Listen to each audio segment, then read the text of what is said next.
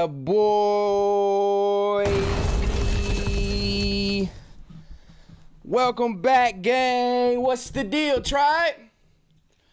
How we feeling? Welcome back, welcome back, welcome back. You know, I gotta do something to get that groove going at the beginning. What's the deal, tribe?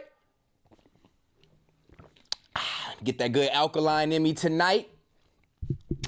Cause it's Stetsen Sundays. Context matters. It's Stetsen Sundays, and I'm here with the tribe live with the gang, man. And every time I come on after missing a day, I realize how much I really do miss this and miss y'all, man. Miss this good conversation. You know what I'm saying? Mind, body, soul, and shoulders. You know what I mean? Been in them gym, getting them shoulders right. But nonetheless, we here, man, and I did miss y'all. On Thursday. I'm not gonna lie, tribe, and let everybody pile in here. I hope y'all been having a good weekend, a good week. My week's been a little rough, not gonna lie. It's been a little sketch, and we all entitled to those days and those weeks where we just don't feel all the way up to par. You know what I'm saying? No emotional shit, but more so just like life shit going on and time-consuming things and family things and, you know, just life betterment things. Sometimes it's like the pressures that you put on yourself that end up making these days a little bit longer and mentally taxing more than others. But nonetheless, the biggest thing for me is to show up and show out. You know what I'm saying? That's the biggest thing, is to make yourself present. I did miss Thursday. I apologize. But I'm here for Sunday. I didn't miss a full week. I was here last Sunday for episode 20. And nonetheless, we are here, episode 21 of Context Matters. You are now watching Context Matters. I appreciate all my loyal ones who make sure they tap in every time. All my mods who tap in every time. All I did was post it on Instagram and went live, and here we are. So it is Sunday, man. It's a good Sunday service today. Sunday sermon service with Stet. I feel like today might be a day where I utilize this full couch and I just kick my feet up and have a therapy session with y'all. I ain't gonna make it too okay, I was exaggerating a little bit. I ain't gonna make it too emotional or too serious. But man, sometimes, like I was just saying, man, sometimes life be lifing, try it. Sometimes life be lifing. And I feel like I want to ask y'all, because nobody's perfect. We all go through the shit we go through. What is it that y'all use to, I wouldn't say cope, that sounds crazy. When you going through the rifts of life, when you going through the ups and downs, whether it's relationships, whether it's finances, whether it's just not being, and this ain't just me speaking about me, what I'm dealing with, more so just the overall problematic things, problems with your kids, whatever it might be that you go through in life. What is the answer? Why do we let one or two things or things that go on ruin our day? You know what I'm saying? Or throw off our weekend or ruin our mood. What is it that y'all do to help kind of cope with those? Because nobody's perfect. No matter how much we get on this camera, for the ones that stream and come to y'all, everybody's dealing with something behind closed doors. Everybody. I don't care how much money you got. I don't care where you live. I don't care about none of the success niggas got. Everybody deals with emotions and trials and tribulations. What got me bothered? Context really matters. You know what? I think this is just a stream initially. I just want to chop it up with y'all. I don't think there's anything that got me bothered per se, or that I'm going to feel comfortable disclosing on live. Sometimes I do know how to separate my real life from my streaming life. No offense to y'all. I try to be completely transparent, but some things just ain't always worth sharing. Some things I do like to keep to myself. But just to summarize, you just have those days where you're not happy with where you are, in a sense. You know what I'm saying? And I feel like my tribe and Context Matters is a great place to talk about what matters. And I think mental health is something that we really don't talk about, because for the average consumer, the average watcher, it's not entertaining. Everybody deals with their life things that they going through, and then they hop on these streams with me or whoever else, and they want to use it as a sense of relief, which I kind of low-key answered that question myself. What do some of y'all do to cope or to get your mind off shit? But I think me and being older and a little bit more mature than a lot of people in this space that I came from, I want to have real life talk too. And it's just one of those days, man. I just want to have real life talk with y'all, you know what I'm saying? And divulge into those things that keep us in these moods or modes where we don't want to talk to nobody. We don't want to be social for real. And yeah, man, you know, that's kind of where I'm at with this. At the beginning, he said therapy helps. I've never been one for therapy. I wouldn't say it's that serious. Not saying that you have to have like a serious thing to go to therapy. Therapy's good for just communication. This is my therapy. If I'm being completely honest with y'all, I feel like for the most part, I can come to y'all and be 100% real in me. I've disclosed things to y'all that most people probably wouldn't disclose about their personal lives, about their endeavors, whatever, their finances. And yeah, I think this is just an open space for that. And I don't think therapy is necessarily the answer. But again, that could be where some of us go wrong. We try to deal with these emotions and internalize them.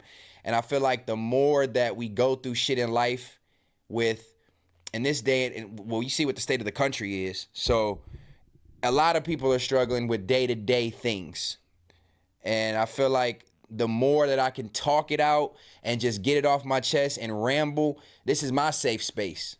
Even though this is to the world and this is to the masses that can clip it up or whatnot, this is a safe space in a sense for y'all and me. Somebody said God is all you need. Shout out to V versus 33. You sound like a new person in the chat. Shout out to you, man. I appreciate you tapping in. Yeah, man, let me know y'all input. God is all you need. I've definitely feel like I've gotten away from prayer. That's a whole nother conversation in itself. I do feel like prayer helps. I feel like being in constant connection with God or your higher power may bring some enlightenment. It may make you think differently. It may make you not as down in the dumps when you do go through this shit. You know, I feel like yeah, man, you know, I don't want to dwell on it too much, but I just want to let y'all know that I'm not perfect. I'd go through these things, and it's about pushing through. So here we are, pushing through with episode 21. Context matters. You know what I'm saying? I've been here since day one, just quiet. Well, I appreciate you. That lets me know that there is real people in this mug that's watching, even though they don't type and communicate all the time. There is people that get good game and good banter, or listening to me may help you cope, whatever the case may be. I do appreciate you, for real. God is all you need, but you being cap. A lot of people saying God, yeah. I feel like, this might be a bold take. I feel like faith without, it's not a bold take. It's a common saying. Faith without works doesn't really get you anywhere. I don't know the actual ending to that, but you can have faith all you want. You can pray all you want. You can believe all you want. But if you sitting on your ass and you sitting on your hands and you not actually putting forth these actions or these efforts to better your life or to whatever you're asking God for, blessings or relief or stress-free days, you have to put forth those efforts. You know what I mean? God is an almighty God. He's the most powerful. But he's not just going to come down and grab you or grab me and be like, all right, here's $1 million. All right, here's a perfect family. All right, here's a new car. All right, here's a great living situation. All right, here's perfect kids. All right, here, like, it just doesn't work that way. You know what I'm saying? It don't really work that way. I feel like you have to put forth the effort. So we can pray all we want, but I feel like there's a little bit more to it than that. What up, Drebo? I tapped in with y'all in there cooking up earlier today. Appreciate you tapping in with me, my brother. Yeah, you always got to do your part, like Drebo said. I think God is the Almighty. He's going to allow things to occur. But if he don't see you working for it, it's like, what am I going to give it to you for? It's low-key like one of those type of cliche things. You know what I mean? And, yeah, so I don't want to be too preachy and make it too gospel or too biblical or religious. But, we too have to find ways to power through. We can't just rely on somebody else or rely on God. We got to put forth that energy, take that step forward, that leap of faith, whatever you want to call it, and go for whatever we're asking God for too. And I'm guilty of it. Sometimes complacency is the devil. You know what I'm saying? You get comfortable, you get complacent in everything that you got going on your day-to-day life, that you tend to forget you got to proceed and progress. And I'm guilty of that. Twiddling my thumbs, thinking, oh, I got all the time in the world to do X, Y, and Z. It don't always work like that. You know what I mean? And which is kind of crazy when you think about it. And forgive me for rambling. This is my therapy session. It's kind of crazy when you think about it that you can't just be complacent and sit on your ass and expect things to come. But they also, we're told to live in the moment and enjoy what you have without always feeling the pressures to want more, right? Like be content, be happy, be comfortable with what you have. But the second you like sit too long and enjoy the fruits of your labor, before you look up, it's another problem. Or it's another issue that had you put that foot forward earlier, you may have been able to avoid. Right? And I'm just having these reflections with y'all in real time. I sat on my ass too long for certain things, and then you get to the time when it's rushed and things are rushed, and then you have to deal with what comes with it. But again, where's the line that we draw between enjoying the fruits of your labor or being comfortable or content or being able to relax without worrying about the pressures that life gives us to get more money, find a better job, keep up with the Joneses, whatever it is, there's a thin line between that of deciphering what's okay to do what. And I'm working on it. Light that blunt you overthinking. I'm going to light it for sure. But look, this is what I'm talking about, Raul. You got to give me grace here, gang, because I'm coming to y'all being transparent. And I'm not the only one that goes through this. We all do. Granted, this may not be what you want to hear right now. I can understand. But I got to connect with the people that are going through these things too. I talk to people in my DMs all the time. Shout out to, damn, I just forgot her name off the top of the head, and I'm going to feel bad as hell about that because she's been super communicative. Shout out to Nancy Hernandez, man. I didn't mean to give you a whole government name, but she's a viewer. She's not old, but she's older. She's got kids, some of y'all age, so she's an older, but she's a viewer. She tapped in after the last episode about the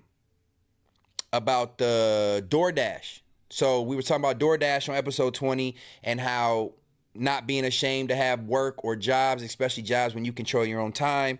She reached out to me, said she appreciated me talking about that shit. And to the average person, like what you just said, oh, who cares, dude? That's stupid. There are people who care. You know what I'm saying? And she cared, and it actually touched her because all her friends and all the people in her life tell her all the time, oh, your career is not level or up to par with your education level or whatever. And it's just certain things that I like to talk about that are going to touch people that may not touch everybody. And at the end of the day, you can choose to watch or not watch. It's completely up to you. But it's not always about just entertainment per se. It's about touching certain people. You know what I mean? And I think that's what it comes down to. But nonetheless, shout out to her. She bought some money bags from me. And she just told me flat out that you never know what somebody is going through and what your voice can do to get them through. And that's essentially what she told me in so many words, that she went through a lot. I don't want to disclose too much of her information. She dealt with some trauma in her life. And these podcasts, not just mine, but these podcasts are coping mechanisms. You know what I'm saying? They're coping mechanisms. And so today I thought about it like, you know what I'm going to do? I'm going to just be real and transparent. I almost didn't make it on this motherfucker today. You know what I'm saying? Like, I almost was like, nah, I ain't going to, but I can't miss another day, because there are people out there who need me. As crazy as that may sound, I'm not trying to be big-headed, but there are people who care about what niggas got to say. And there's 100 of y'all in here tapped in right now, whether you're looking for drama or not. I heard somebody say we want third law. What is this shit? We want some third law. And again, protecting your peace is key. I'm not saying you're not going to get third law. I actually probably going to do third law this week for some reactionary shit.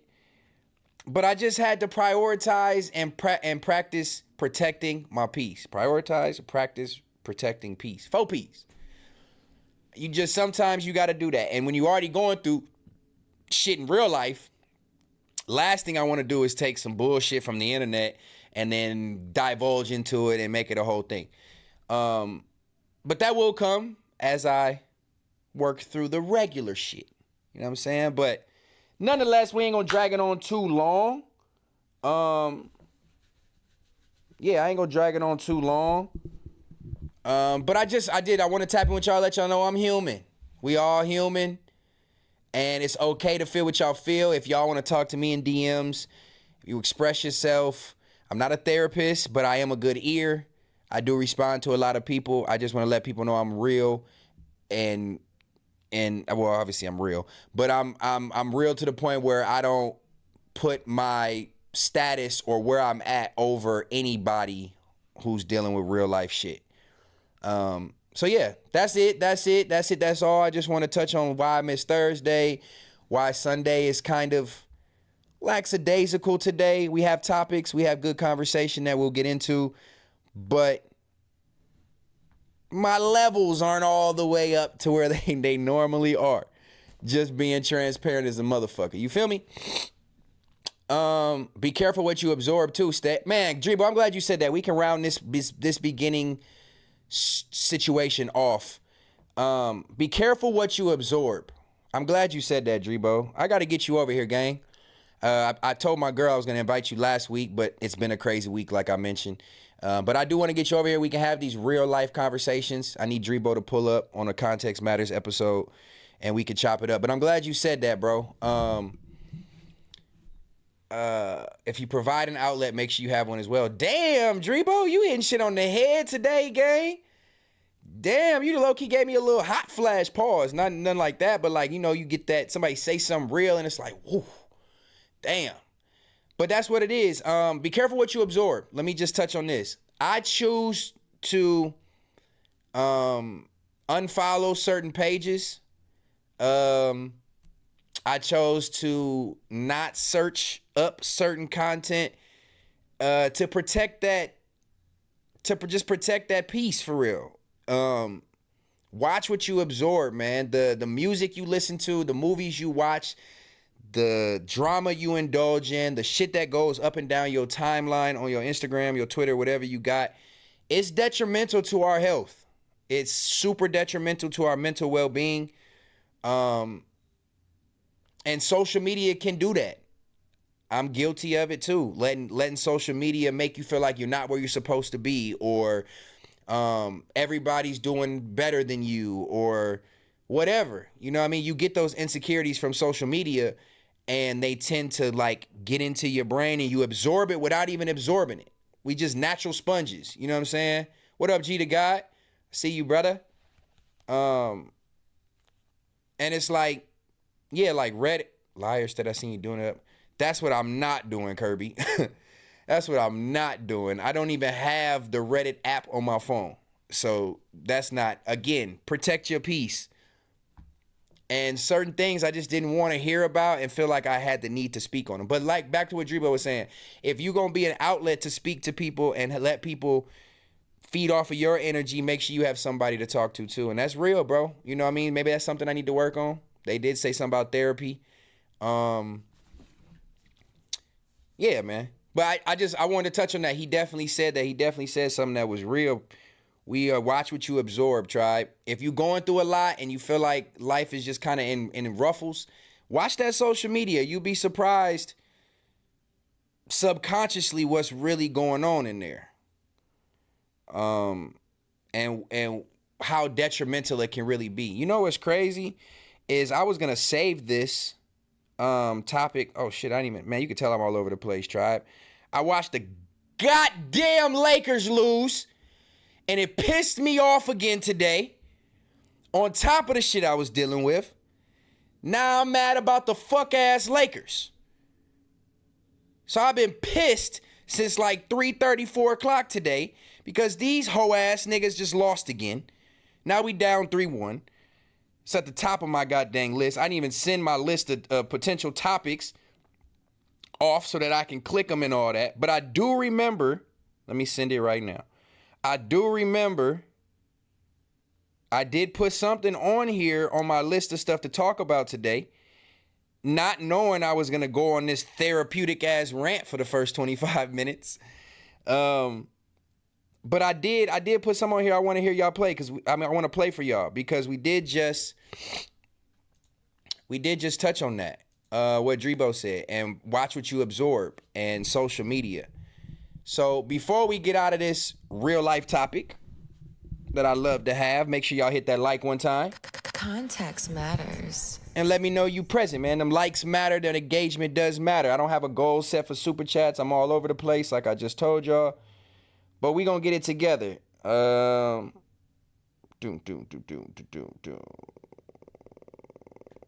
Let's set that now, actually. We're going to go light. We just going to go see if we can hit 10 super chats today.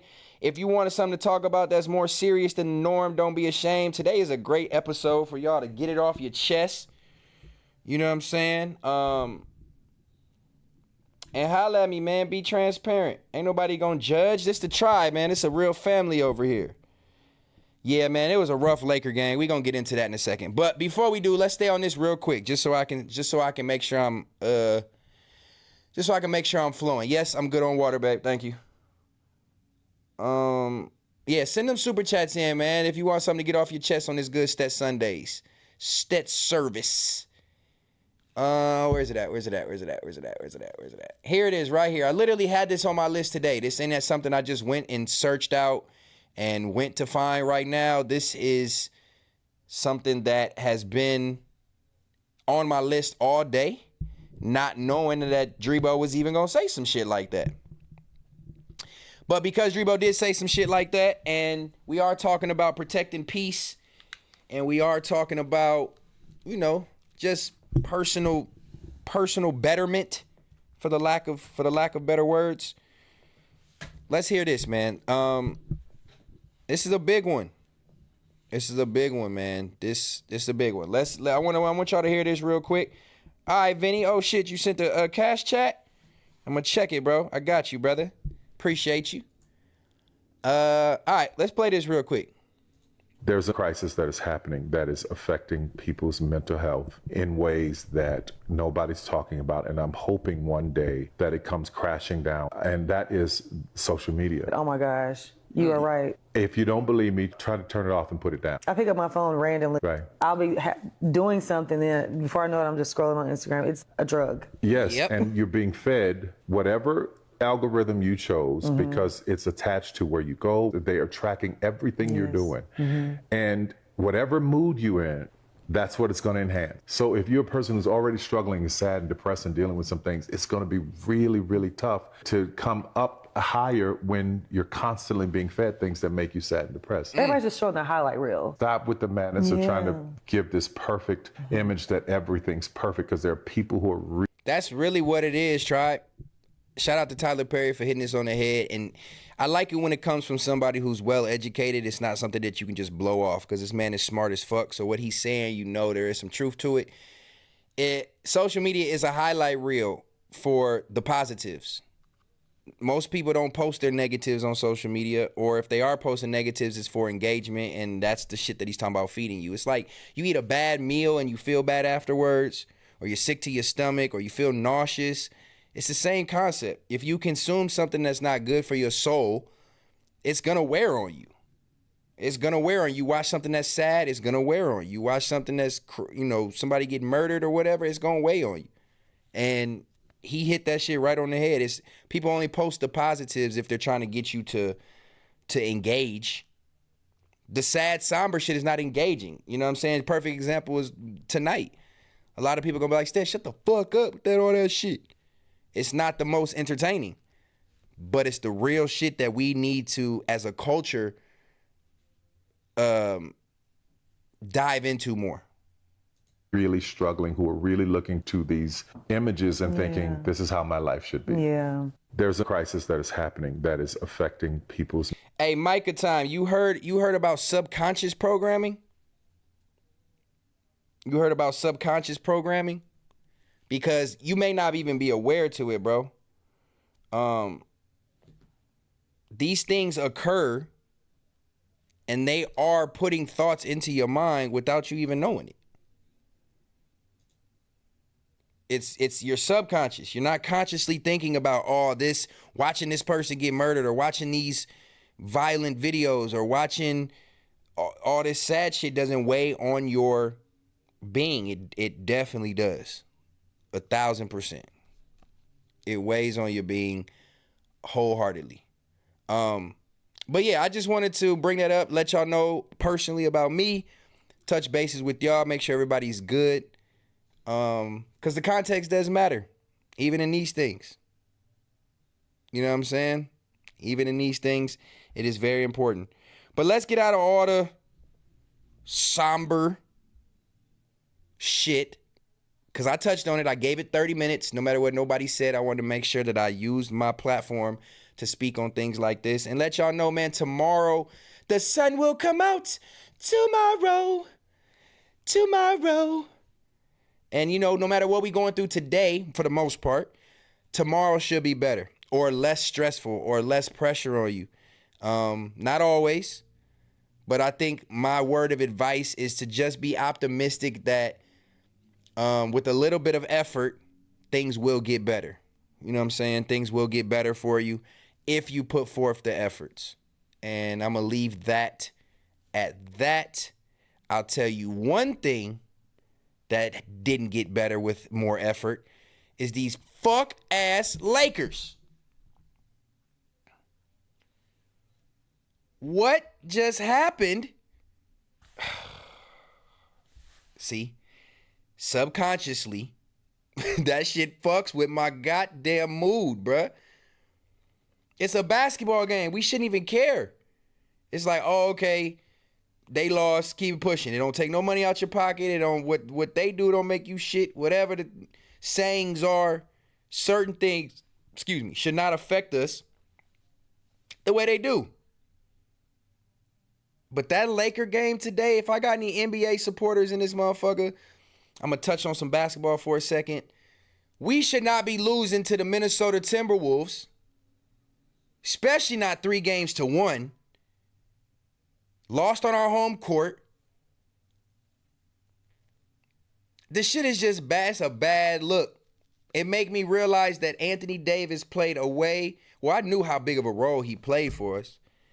But trading AD for Luka to win a championship is not, it's just showed in the last couple games, it's not what we needed. We don't have a big, we have no rim. Yup, Hank the Tank, you just said it. We don't even took some money out your pocket, Drebo. That's why I don't even bet on these niggas, bro, because it's like,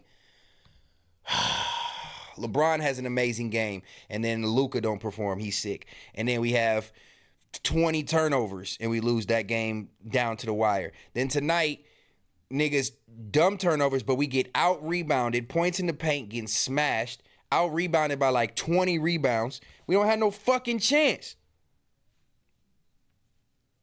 It's like I wanted the Minnesota matchup. I'm not going to lie. I'm like, man, don't give me Denver.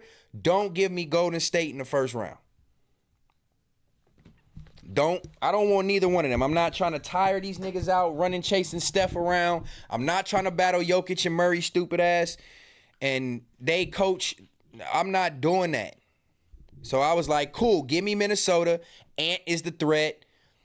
You know, Rudy Gobert's a paint presence. He's not really too much of a scoring presence. We got Jackson Hayes. He should be able to battle. And then this nigga, JJ Redick, played the same 5 people for 2 full quarters. Oh, we had more action with Denver. Bruh. This shit is aggravating. I think for me, I'm not even a super Laker fan. I'm a LeBron fan. LeBron could go to the goddamn Washington Wizards, and I'm going to be a Wizards fan. So call me bandwagon, whatever. I'm a player fan first. It just sucks watching when this man is 40 years old, doing what he's doing, dominating, and he's still losing, bro. That shit is depressing. Subconsciously, that shit depressed me. Oh, my goodness. The rotation's T because he don't know what to do out there. He don't know what to do out there.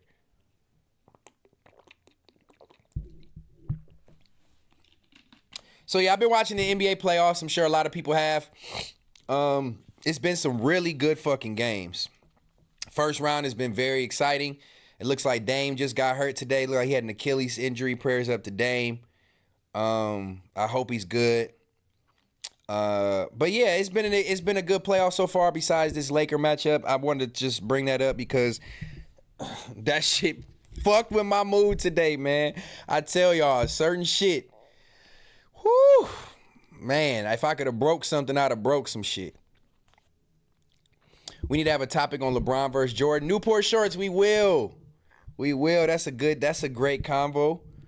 But yeah, that was my take on Lakers. I don't know what's going to happen. We coming back home on on Wednesday's game.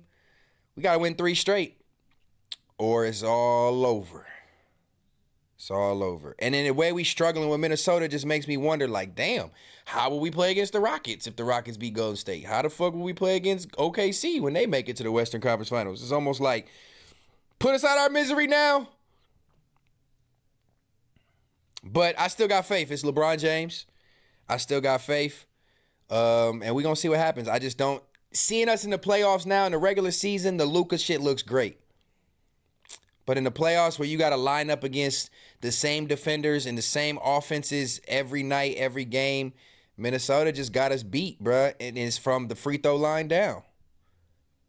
Ant gonna do what Ant gonna do. It's the others. We can't have Julius Randle going off the way he went off tonight. It's like, bruh, help me with this stress I'm going through. I do watch hoop. Greasy draws. You can ask Miss Moneybags.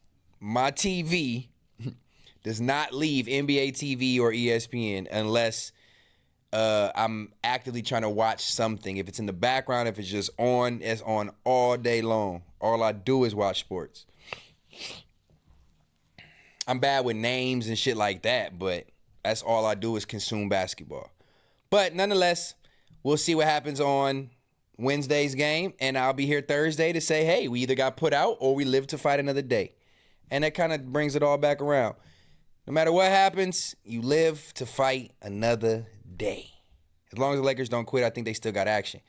It's going to be hard not to hang. It's going to be hard not to not want to come out and perform the same way they just did. They left it all on the floor. Bron played 46 minutes tonight. It's like, bro, I'm going to be that exhausted at 40 years old, and then I got to come out and do that shit again.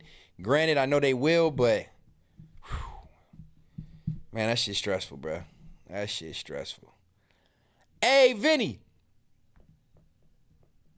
I've been on it. 5 days a week in that bitch. Protein shakes, eating, you know what I'm saying, peanut butter and jelly sandwiches at night, push-ups before bed. The whole works.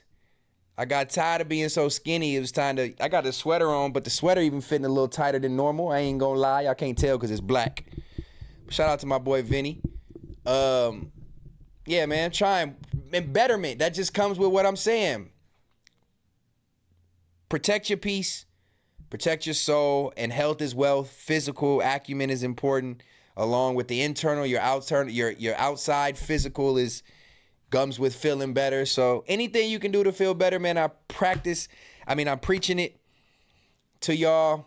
I'm putting forth the effort in my life with a lot of changes. No junk food, no candy, no tobacco, gym life, unfollowing shit on my social media, not divulging into certain things. At this point in my life, I just realized, bro, like, you have to prioritize it or you gonna die early death. Wolves and 5, Breezy, don't say that, bro. Don't say that. We don't want that negative energy. You know what I'm saying? Oh my God. But yeah, health is wealth, man. Get in that gym. I've been in that gym since March 15th, 5 days a week, just so y'all know. Yeah, man, summertime I'm gonna sit on Context Matters with my fucking shirt off on this bitch. Context matters. Who knows? But yeah, man, what else is going on? Let me get some. Oh, I did get a Cash App chat. Let me read that real quick. You know what I'm saying? Shout out to my boy Vinny, sent me with that young Cash chat. I don't think he sent the message with it, but that's just him showing love. Shout out to Vinny. Appreciate you, brethren. Real one, but you still ain't got your money bag. Let's get to these. Context matters. Let's get to these. First and foremost, before we get into the topics, the real topics of the night, these look good as fuck on camera. I'm not even gonna lie to you. So I did the first press run of 25 money bags. I made them all up, and I sold all of them. I sold the first 25 press up of the money bags. I actually sold some colored money bags too. So shout out to everybody who supported the tribe, supported me, and just supported your lifestyle, supported your crib. You know what I mean? Supported with your kids, support your neck. You know what I'm saying? Shout out to everybody who's bought their money bags. They are still for sale. I'm saying that to say the first press up went amazing. It went faster than I thought it went. And so we back with the second press up of money bags. These money bags, I'm not gonna lie, are a little bit better quality. I don't want to say that to anybody who got the other ones, because they are fire as well. Shout out to 7, hers right there next to her, she said. Shout out to 7. Shout out to Tafase. Shout out to the mods who got one. Vinny still ain't got one, tribe. How Vinny taking all the flack for being one of my biggest supporters. This nigga ain't even got a money bag yet. Anyway, these are still for sale. The new ones are a little bit better quality. And if somebody got the old ones who want the new ones, I'll give you a little discount or something if you want to get the new ones. They are a little bit better. But nonetheless, if you need a money bag, you don't have to be a Super Context Matters fan. You don't have to be pro Stet. You can still fuck with them over there and have a money bag. It doesn't mean you don't even got to say it's affiliated with Context Matters. It's just the decor. Get your money bag right now. Order it up, making them by hand, shipping them all out personally, doing everything from top to bottom. Show some love, man. You know what I'm saying? Show some love. 1 for 30, 2 for 55. Get you a pair.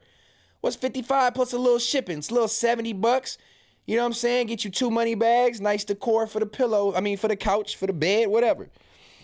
Shameless plug, I got to. I want a blue one. Blind to the BS. Tap in with me, brother.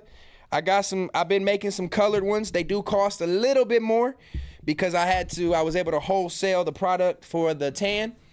So I'd have to go get blue and, do it up. But if you want a specific color, DM me right now. And let's get you one of these money bags, man. Y'all see we got them on the set. They everywhere. Get you a set of 3, set of 4. 4 of them for $100, man. Drop a quick C note with your boy and grab you 4 money bags. I'll get them shipped out ASAP. What else did I want to touch on? Greasy Draws. I've already said your name once and I just said it again. I do talk to the chat.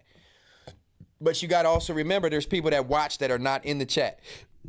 So the more that I just talk to the chat without them knowing. The people that are watching, that are just listening, they may not even know what the hell I'm talking about. So I got to do it with a little bit of a balance, brother. I got to do it with a little bit of balance.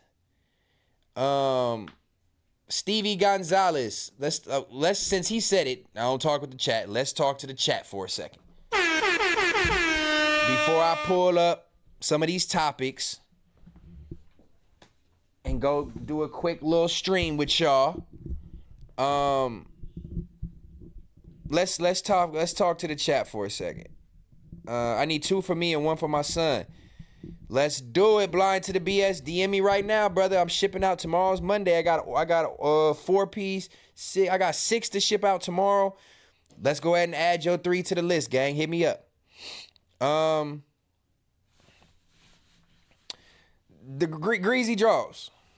Probably the reason why you didn't get answered is because you said some ridiculous ass shit. You said some ridiculous shit. But Stevie Gonzalez, he said, yo, Stet, when the next third law? Because FMWWE been having your name in their mouth like crazy. Oh, man. Context matters. So I'm not going to duck away from shit. I'm not going to hide from nothing. I haven't heard anything personally to spark that energy back up in me. I feel like after my last Third Law episode, motherfuckers knew what time it was. And they shut the fuck up. So, in all reality, I feel like niggas realized they knew better. And at the end of the day, if you're not saying nothing that's worthy of me responding at this point, if you're going to keep saying the same things over and over to make dead-end jokes about painting or rugs or whatever, talk about these money bags, it's almost like, for what? And again, it goes back to the beginning of this episode, protecting your peace. Like, for what?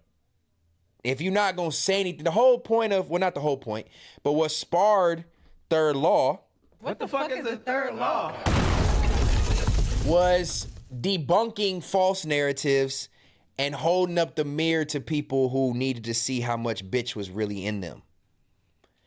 And if you're not giving me nothing of substance to even say because you can't hold a match to the flame, what am I going to keep giving that energy for? At the end of the day, I don't do YouTube just for money. I like the impact. And if I'm only here to be entertainment for crash out, to me, that doesn't give myself much value. Now, again, to the ones that are watching, I still tell you to tread lightly. I've been saying tread lightly, watch what you say, but I ain't heard nothing. And if it is going to be something I respond to these clowns, it better be good. It better say something worth me responding to, because my last episode of Third Law was don't tell lies about me and I won't tell no truths about you. And you see after that episode what happened. Everybody shut the fuck up. So, we'll leave that there. But Third Law will be back. It's not just reaction for them. Third Law is reactionary with the tribe. We can pull up conspiracy videos and talk about them, watch them together. Long videos that are too long for Context Matters, we can play fully through on Third Law and just react. Third Law is coming back. I just wanted to let it die off from being only about drama and people thinking Third Law was drama only. That's not the purpose. So, but Third Law will be back this week. You feel me? What G to God, what you say? Hey, Stet, what size tufting frame do you recommend? Hey, my boy finna start tufting? Okay, shout out to my baby for responding it. Yes, sir, I feel it, respect it, and the hustle and the grind. Keep pushing, only forward motion. There you go, Stevie. You asked the question, but you're not one of them trolls who are like trolling me about my answer. You understand? You know what I'm saying? Sometimes we have to continue to move forward. And again, that goes back to how I started this episode off. Complacency and protecting your peace and staying in one spot in one zone is not going to get you nowhere. You know what I'm saying? It's not going, I don't care how big their platform is. I even talked to Adam about it, as crazy as it sounds, not on the phone, through DM. He just like, bro, that form of content is dead, it's dying out. Try to avoid it at all costs. Even though he indulges in it, he's already established. But he gave me some advice, you know what I mean? And I respect it. And just like that type of content just not gonna grow my following. It's not gonna grow my subscribers. It's not gonna it's gonna be the same back and forth tennis match of supporters. They gonna go over there and watch them serve. Oh, good game, niggas. And then they gonna come over here and watch me serve back. Good game, nigga. And they just gonna go back and forth to the same game. And eventually I needed to get to the point where I'm out of that algorithm. So slowly but surely, we're going to make sure that that's what happens. I'm even surprised I'm giving it this much attention on Context Matters, but I'm just clarifying more so than divulging. You know what I mean? Yeah. Let me see. But shout out to G to God. I was saying that he got inspired to start doing some rugs, man. G to God, DM me, bro. I'll hop on a voice note. You can ask some of the homies. I voice note back to niggas, bro. I'll send you a 2-minute voice note just talking. Whatever we talking about. So hit me if you need some advice on the tufting. I salute anybody who's trying to be creative in the art space, especially something like rugs that's laughed about in this space. But yeah, I salute anybody who's doing that. So hit me up if you need some advice or some tips, brother. Get you some money bag pillows while you at it too. Dishonor, drama or no drama, I'm here chilling and vibing. That's what it's about, bro. I appreciate you, bro. You hear every stream. A lot of y'all visionary star. Y'all in here every stream. I appreciate it. But yeah. What was I gonna say next? I guess we can kind of talk about some topics. You know what I mean? Get into some topics.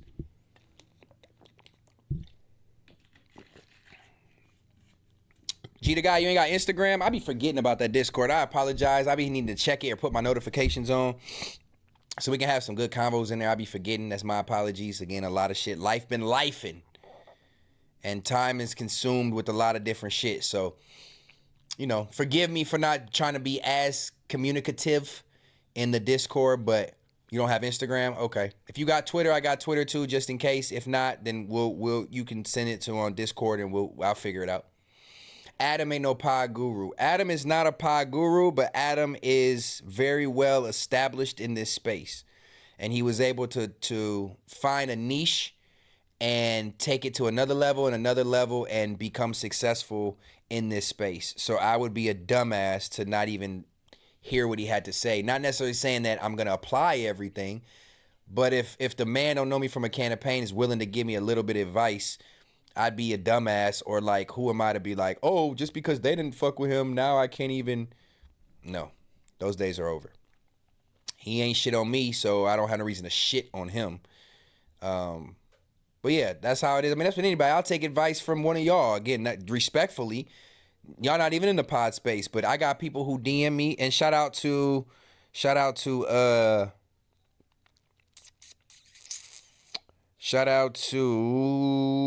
the boy Jason Atkins. Again, I shouted him out some streams ago, but he sends me an email after every 1 or 2 streams and tells me what he thinks is dope, what advice he want to give me, what space I should attack, just plan of action. And I don't even respond to him because the emails be long. And respectfully, if you watching, gang, it's not personal. You know it's not personal. You even responded back, and it's a long email. So if I had to like respond to all these emails, it would take forever. But they are read. They don't go on deaf ears. I applied them. I'm sure you can tell. But I take advice from anybody, bro. I'm not bigger than the next. You know what I'm saying? Burn, fire, flame, money. If you burning fire, flame, money, get you a money bag, my nigga. Shout out to you, bro. I appreciate you tapping in.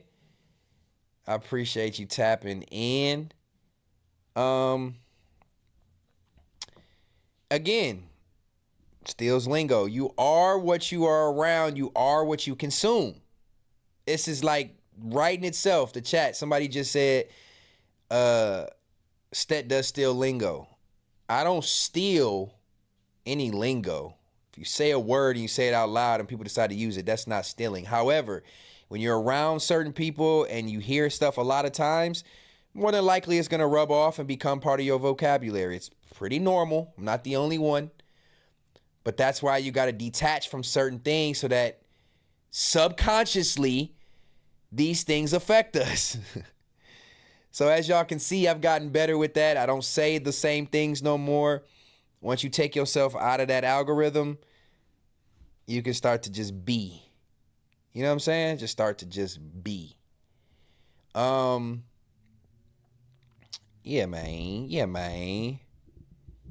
We still ain't got no super chats. I don't know how I feel about that. I'm not begging for money, but I feel like the engagement, y'all can be real with me. Send some super chats. And we're going to talk about some topics, man. We're going to talk about some topics. We rambled for an hour to start off, which I appreciate y'all hearing me out. Context matters. And we're going to talk about some stuff. Oh, actually, before we get into actual topics, let me make sure there's nothing that ties into this that it would be smart for me to address right now instead of waiting. No.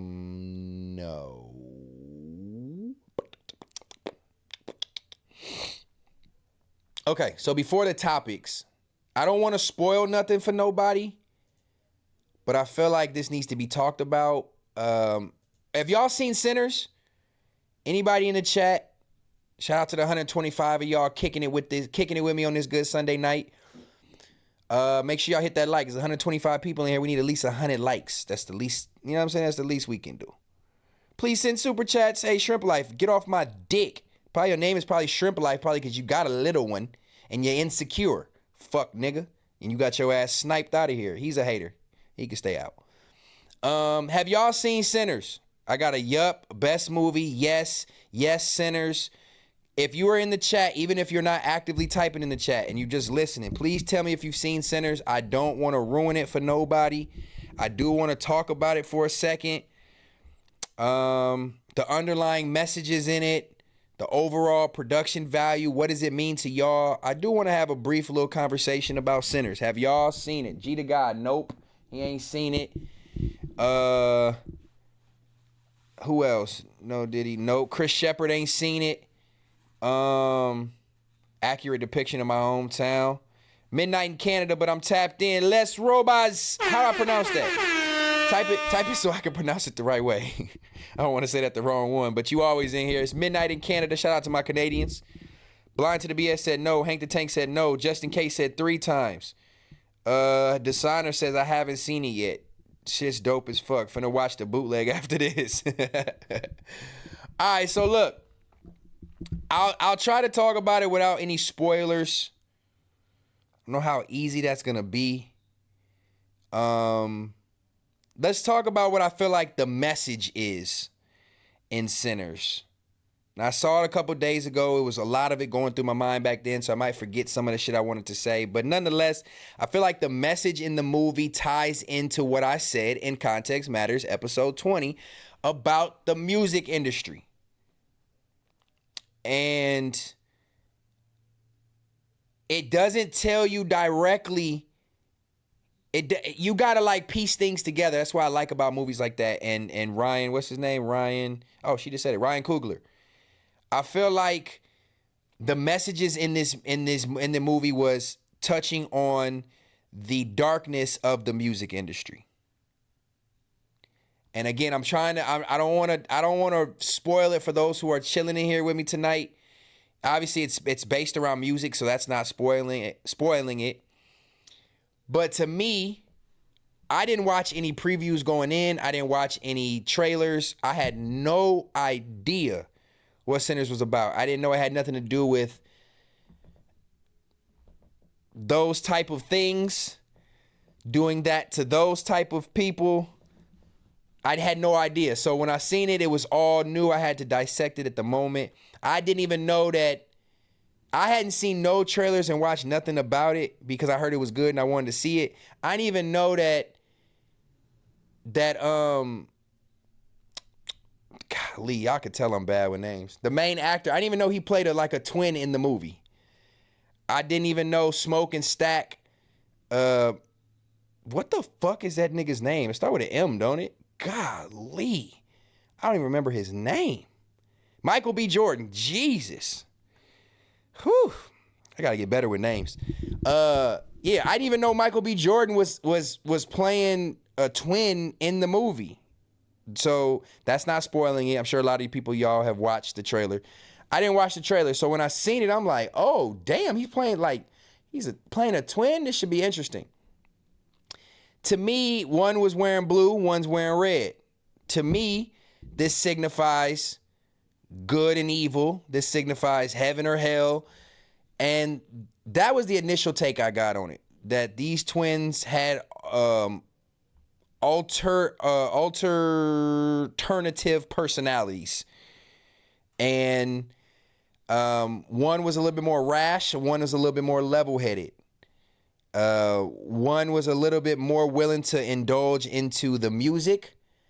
The other one wasn't really too concerned with it. But pretty much to me, what that signified is what I spoke about the music industry and how it's used by these labels and these white people, per se, to control the masses and to utilize musicians, especially specifically black musicians, to be more detrimental in the business than positive. And again, I know it may sound like I'm being really vague.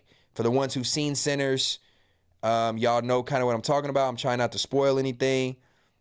But yeah, I think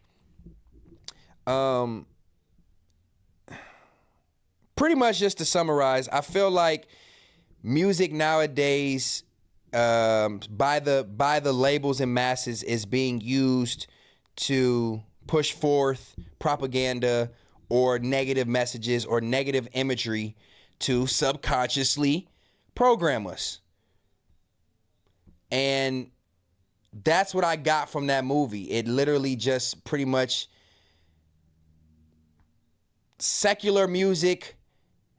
I'm not super Christian or not super religious or not nothing like that, but secular music that is speaking on negativities, is the devil. And granted, you can tell your message and tell your story, but when it's being pressed up and consumed by the masses, it can have that subconscious programming to our youth, which again is what I spoke on the last episode.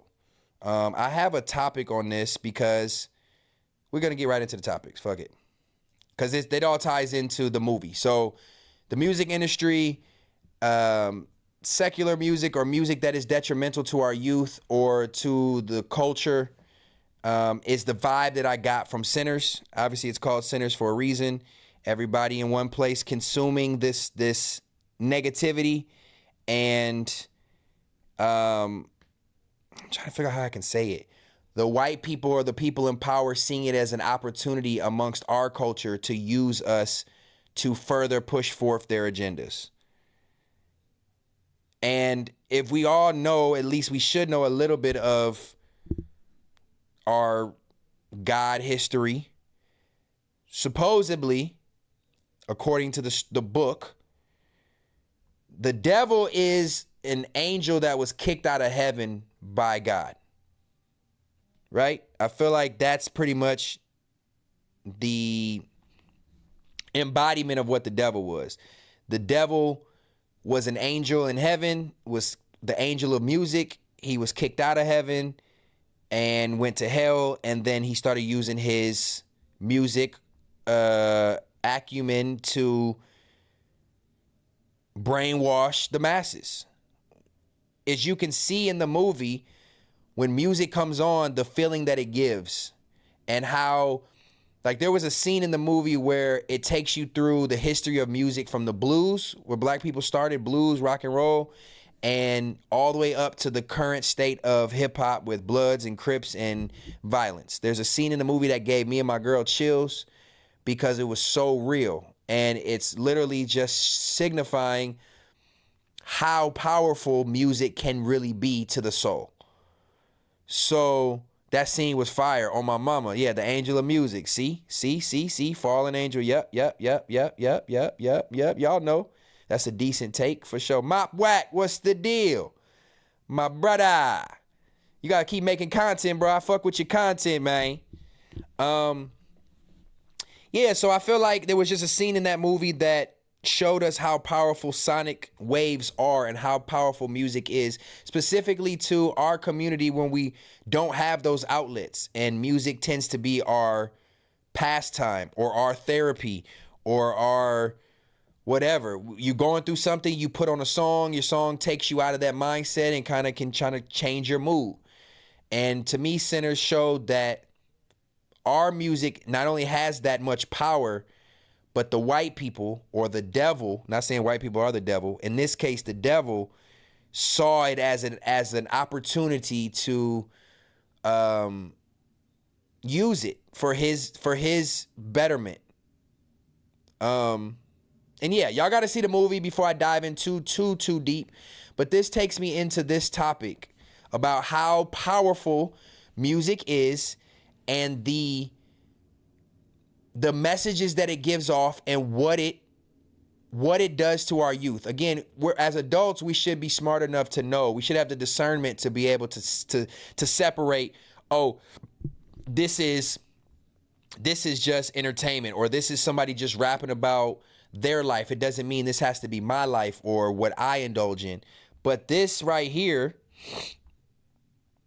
is something that it ties right into this movie, man. Y'all know I like to keep my topics on Context Matters that kind of tie in with each other, so I'm not just jumping all over the place. Y'all know I ramble a lot, so this helps me, and it keeps us entertained and engaged. Context matters. You know what I'm saying? And social media, on my mama, and social media. Yes, sir. Slim Duncan, what's the word? Wolf Rose, I see you. Deku Hero, what's the word? Piggy Hendrix, I see y'all. Yeah, y'all in here. Okay. So I'm going to play this for y'all real quick. This was sad to hear. I think it was brief, but this is what I'm talking about how music, the image you portray in music, what you say means so much more than just to bob your head. It means way more than just, oh, that shit bang, put that on in the car, that's my turn. No, this shit is programming people, specifically the youth. Check this out. You gotta chill though, but that's not cool. Huh? It's not cool to be bad. It is cool. You know why? Why? Because I'm just trying to be like my idol, Who your idol? King Von. What the fuck? But King Von, Hey, you gotta chill though, but that's not cool. Huh? It's not cool to be bad. It is cool. You know why? It is cool. Listen to more Drebo. Listen to more Drebo. He ain't putting all that negativity in his music.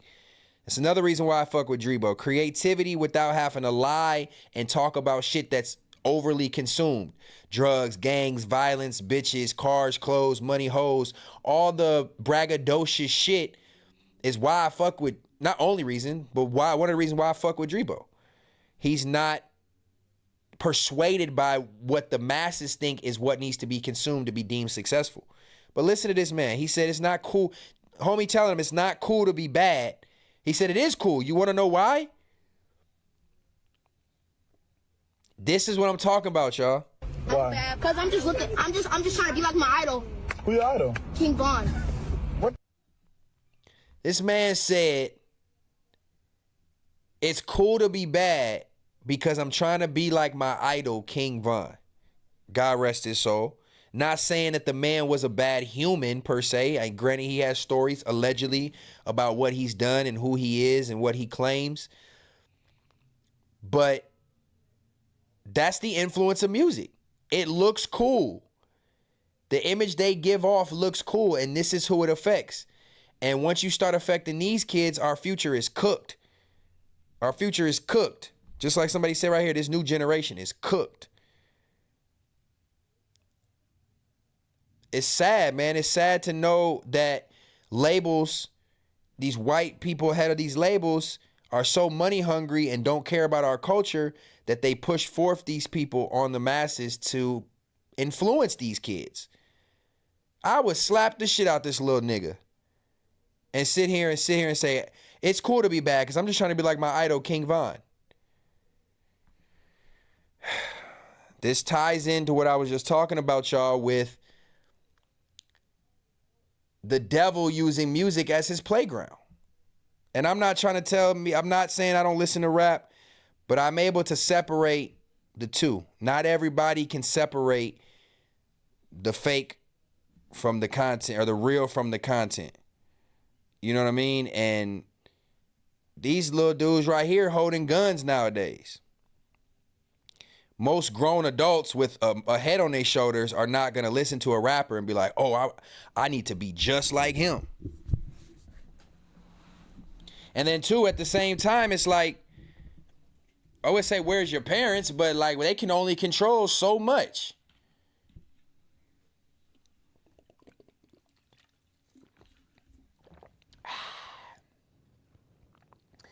They can only cut. Alberto, glad to see you back. Thought I took a hiatus. Nah, man, I was just here on Sunday, bro. I'm going to give y'all guaranteed once a week. I ain't going to go that long. I missed Thursday because I said there was some shit going on in life. We all go through. But I'm here. You are now watching Context Matters. If there's 3 people or 3,000, I'm here. You know what I'm saying?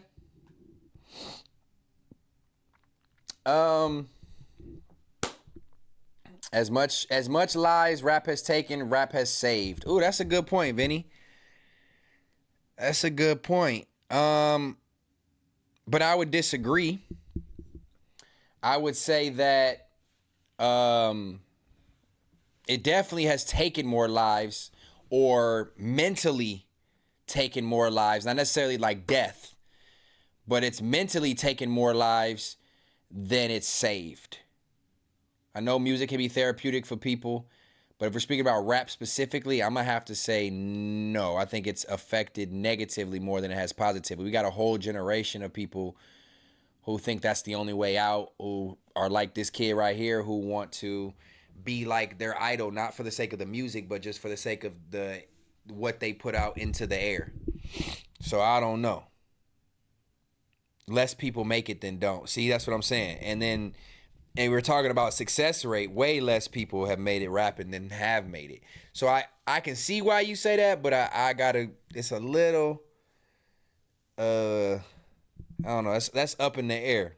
That's perspective. I guess that's perspective. Greg Money, I want to see a region cipher. What's that mean, bro?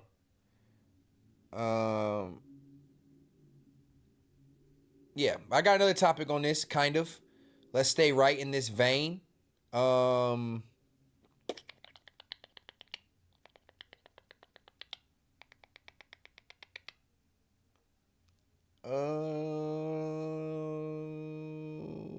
Which one? Let's go to this one. I got like two topics.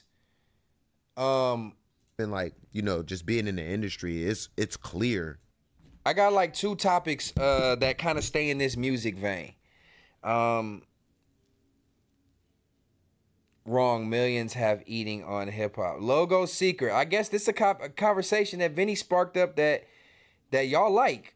Definitely more negativity. Wrong, millions have eaten off of hip hop. I don't think so, bro. Yeah, there's a lot of artists and their families and friends and stuff like that, but think about all the people that it negatively affected. You got to think, a lot of the people who are being murdered in the streets or divulging into these negative lifestyles, again, to each its own, hustle by any means. A lot of that is influenced by rap and hip hop culture. Selling drugs is influenced by rap and hip hop culture. If you didn't have all that being in the music and these people looking at this, you probably have a lot of people stay away from that life. Just being completely transparent. You got all these rappers flashing guns in all these videos. That's been influential on the youth who are now carrying guns. So as much as you want to sit here and say it's put money in pockets, but at what expense? That's blood money to a certain extent. You know what I'm saying? That's technically blood money.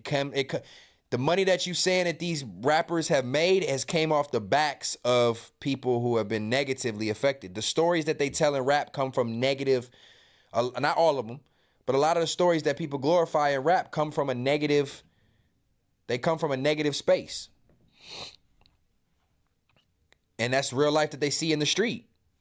So it's like, how much positivity is it? It gives some people a way out, but think about all the people who give up on their dreams to try to be rappers, or people who just want to rap because it looks cool. We'll talk about somebody who's in a minute that's doing that shouldn't, because he's got a completely career path in the right place, but yet people prioritize this music because it looks cool. You know what I'm saying? It looks cool. Man, see, you stretching it, Logo Secret. I fuck with you, but think about merchandise, CDs, counterfeit hip-hop memorabilia. But think about all the people who are negatively affected by just what they listen to. How much it throws off their mentalities. We watched back-to-back episodes. We watched young black kids divulge into negative rap because of what they've heard. That happens to the masses. That affects more kids. Hip-hop has affected more kids right now than probably the whole history of hip-hop has positively affected people. Well, the ghetto wasn't created by hip-hop, though. That was the government's doing. Hip-hop is just a product of it. Ooh, Drebo, cooking Drebo. I got to get you over here, gang. Let's aim for about a week or two, week and a half, either a Sunday or a Thursday. We'll make it work. I'm going to tap in with you. I got to get you over here, man. We talked a little bit on our stream. Make sure y'all go over to Drebo's page and go check out the stream we did before we made that song. We had great banter, great back and forth about music and growing up in music. And I feel like we could have a whole nother 2-3 hour talk about that shit. So I'm getting Drebo over here soon. I need you, gang. I need you. I can say that about a lot of genres. No, I can't, Piggy Hendrix. You don't see country music negatively affecting their youth and their masses the same way it does to us. You don't see it, bro. Rock and roll, yeah, you got the stressed out rock and roll. You got the metal rock, the people who may divulge in drugs and all that because of the sake of music. But our culture has been specifically branded, like Drebo said, by white people or by labels to push forth the negativity. It is what it is. Let's see what Wiz Khalifa had to say real quick. I didn't watch this all the way. I seen the caption. I didn't watch it all the way through, but since it touches on this thing of music industry, I want to play it. Let's see what he got to say. Shout out to 130 y'all tapped in. Context on this matters. good late Sunday night, this random pop-up. I didn't post I was going live till like 8, but I appreciate y'all tapping in and giving me your input, man. This is great conversation. I need this. This is awesome. So let's see what Wiz got to say. Make sure y'all hit that like one time. Make sure y'all send a super chat, even if it's 99 cents. Doesn't matter how much it is. It's the engagement that matters. So send a super chat real quick. Let's see what he's talking about. When people are or aren't fucking with you. Yeah. So it's like when they are fucking with you, you're at every party, you're at every show, you're at every this. And then when they're not fucking with you, you're calling and you're like, hey, this party's coming up. And they're like, I know, but you don't have an invite this year. You're like, they really ain't fucking with me. And I didn't do nothing. I didn't change. No. I just maybe didn't put up the numbers that they wanted me to. So it's like, for. See, that's another thing we're going to talk about. Hip-hop don't give a flying fuck about protecting the greatest one's legacies for real. It's what have you done for me lately? It's if you got to stay hot. There's too many pressures to become a super successful musician, especially in hip-hop. You got the imagery. You got to have the team. You got to have the jewelry. You got to have the sound. You got to drop a project every 6 months. There's too many shenanigans. Even our great legends from the 90s, a lot of them niggas is broke. Hip hop eats its babies. They don't care. Wiz said this was clickbait. I mean, it's not clickbait. I've seen this firsthand in front of my face with artists that I know. It's here today, gone tomorrow. If you're not making something catchy, if you're not making something that can be consumed by the masses, hip-hop will forget about you, and then they're going to laugh at you. So we talk about Vinny, talk about hip-hop saved so many people. Think about how many people it ruined just from this sentiment right here. Oh, you ain't cool enough. Oh, you ain't hot enough. You ain't did enough work. We gonna go make a hit. You know what I'm saying? And it's so competitive that it's like nobody's gonna take up for that.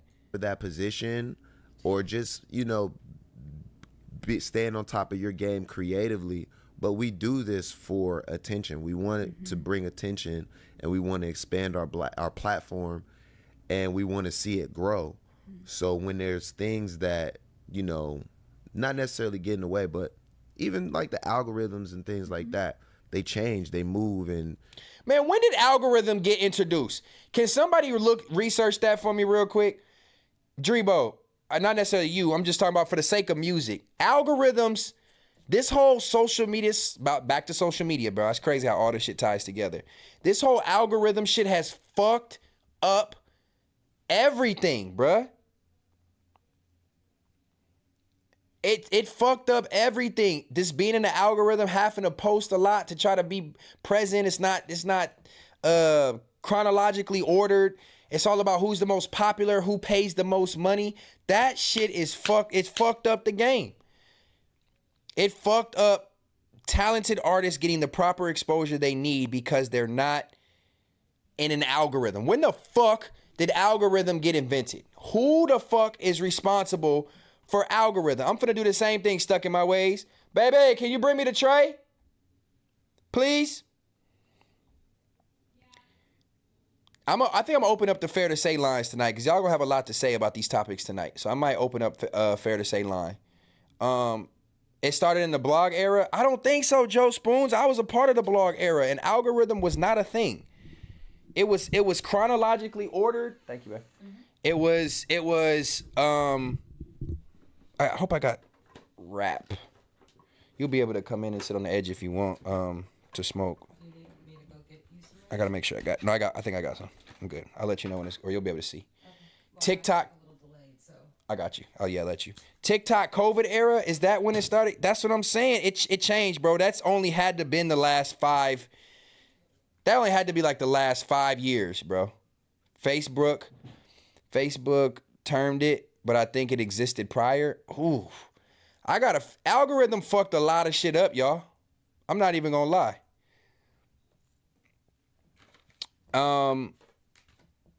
And it's made the talented artists not get the proper recognition because they're not the most popular, they're not the coolest, they don't have a gimmick, they're not viral, they didn't pay pay advertisement dollars. Literally, the advertisement, and I think this is more detrimental to hip hop. It's math, algorithms is how CPUs process. But bro, mop whack. I keep wanting to say Mac Wop. I gotta figure out another way to call you out. I don't think it's not just how computers process. I'm telling y'all, from somebody who dropped content during this time frame, if you posted it, it stayed at the top. It got seen. It got the engagement. It got the click. It got the view. Whatever. Now you can post something, my nigga, and it'll get, if it don't hit that algorithm at the right, bro, that's how I know it's different. It's not computer just processing. They got times. They tell you the best times to post on these apps. You know what I'm saying? And it's like, you got to study the algorithm now to be successful. Like, what kind of shit is that? I got to know what time to post something so that it gets seen at the proper hour. And then if I share it during this time, the busy traffic time, it's going to be deprioritized for the sake of the people who put money on their thing first, bro. Like, the game has changed drastically. Drastically. Things like that. They change, they move, and you kind of get flushed out of the system, and you have to go against that. You have to figure out new ways to get attention. Yep. Because that's what you do for. See, Wiz just said it. I hadn't even heard that part yet. Wiz just said exactly what I said, and this is somebody who is in the game who is stamped. Wiz is a legend. He should be rich and famous and travel and tour and be the nigga for the rest of his life. Nothing you can take away from Wiz Khalifa. He literally just said it, y'all. Hold on, let me run it back. But even like the algorithms and things like that, they change, they move, and you kind of get flushed out of the system, and you have to go against that. You have to figure out new ways to get attention. That's fucked up. For the people who are artists, you got to find new ways to be an artist. You got to find new ways I got to make a TikTok to this now to stay in the algorithm. Niggas told me, oh, you don't got TikTok, you ain't got no chance. It's like, what? Since when? When the game moved away and became all about numbers and views and labels making money off niggas and advertisements and streams and all that, that's when the game changed. Yep. Because that's what you do it for. You can't act like you don't want it. Right. You can want attention and want to be an artist without feeling the need to do anything to remain relevant. Like, literally, that's what hip-hop has turned into, y'all. Hip-hop has turned into, I'll do anything to stay relevant. From the outfits to the internet back and forths to, this is how algorithms work, tribe. You even got streamers, rappers now, they got to stream. Rappers have to stream now. I'm missing some of y'all chats. Hold on, let me see. I'm referring to the fundamental function of algorithm. It's exactly what you're saying. I'm clarifying the meaning of it. So when you use words, understand how we're using. Oh, okay. All right. Okay, I appreciate you clarifying. I turned down two $200,000 plus deals, rap for 18 plus years and stopped. It's not about talent anymore. Ooh, blind to the BS. Ooh, that's so real. Dog, they got analytics for everything. That shit true. Think about the stock market. Visionary start putting two and two together. And there's buttons these sites can press to make someone viral. On my mama. Algorithm is grouping. Everything's about money and monetization. Yep, it's not about the talent. It's about staying relevant somehow.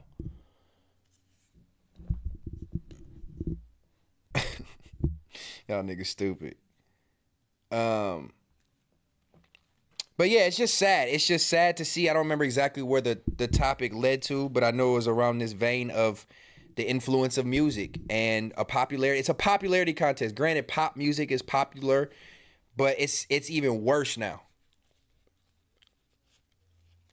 It's even worse now, I feel like. And the state of hip hop has changed so drastically that it makes people not even want to be a part of it and realize the truths that's behind it. Perfect example. Listen, try. Context matters.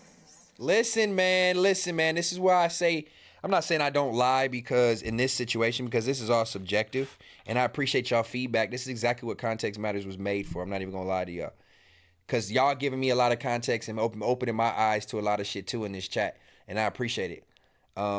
That's a perfect example. Everybody won't be Tupac in 10 years. I can count on one hand the people that will have the type of legacy Pac had.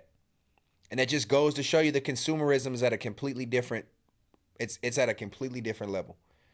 There's only a handful of artists that are going to have that long-standing legacy. Look at this, though. Try. Shout out to Young Thug. I'm not going to lie, I was never a really super huge Young Thug fan, simply because of the content. Talented as fuck, won't take that away from him. But just the content and the sound of it, it just wasn't my cup of tea. I come from an era of more lyricism, clear bar delivery, structured songs, no auto-tune. So call me biased, call me old, whatever you want to call me, I understand. But I was never a huge Thug fan. Would never hate it on him. Just me personally as a consumer was never a super fan. But Thug is free. Thug is putting out music now, and he did a little interview. I didn't watch this whole interview, but I did see this excerpt that literally is talking about what I was just talking about. I got to spark up for this one. Hold on. Because, matter of fact, I'm going to play it while I roll up. I hope the algorithm of YouTube doesn't see me. Let me put this down a little bit so you don't see me. Let me play this real quick. It's 1:21. I'm gonna get that sparky spark. If you rolling up tonight, roll up one good time, smoke one with me, and let's have some good conversation. That's what we're doing. I appreciate y'all listening to me ramble like normal. Third Law will be back with Tribal Council, in which we'll be able to all get in here and talk. But yeah, I appreciate y'all tuned in. Make sure you hit that like, send a super chat. You know what I mean? Share that share. And let's continue to have good conversation tonight. I like the rate this is going. I'm not gonna lie.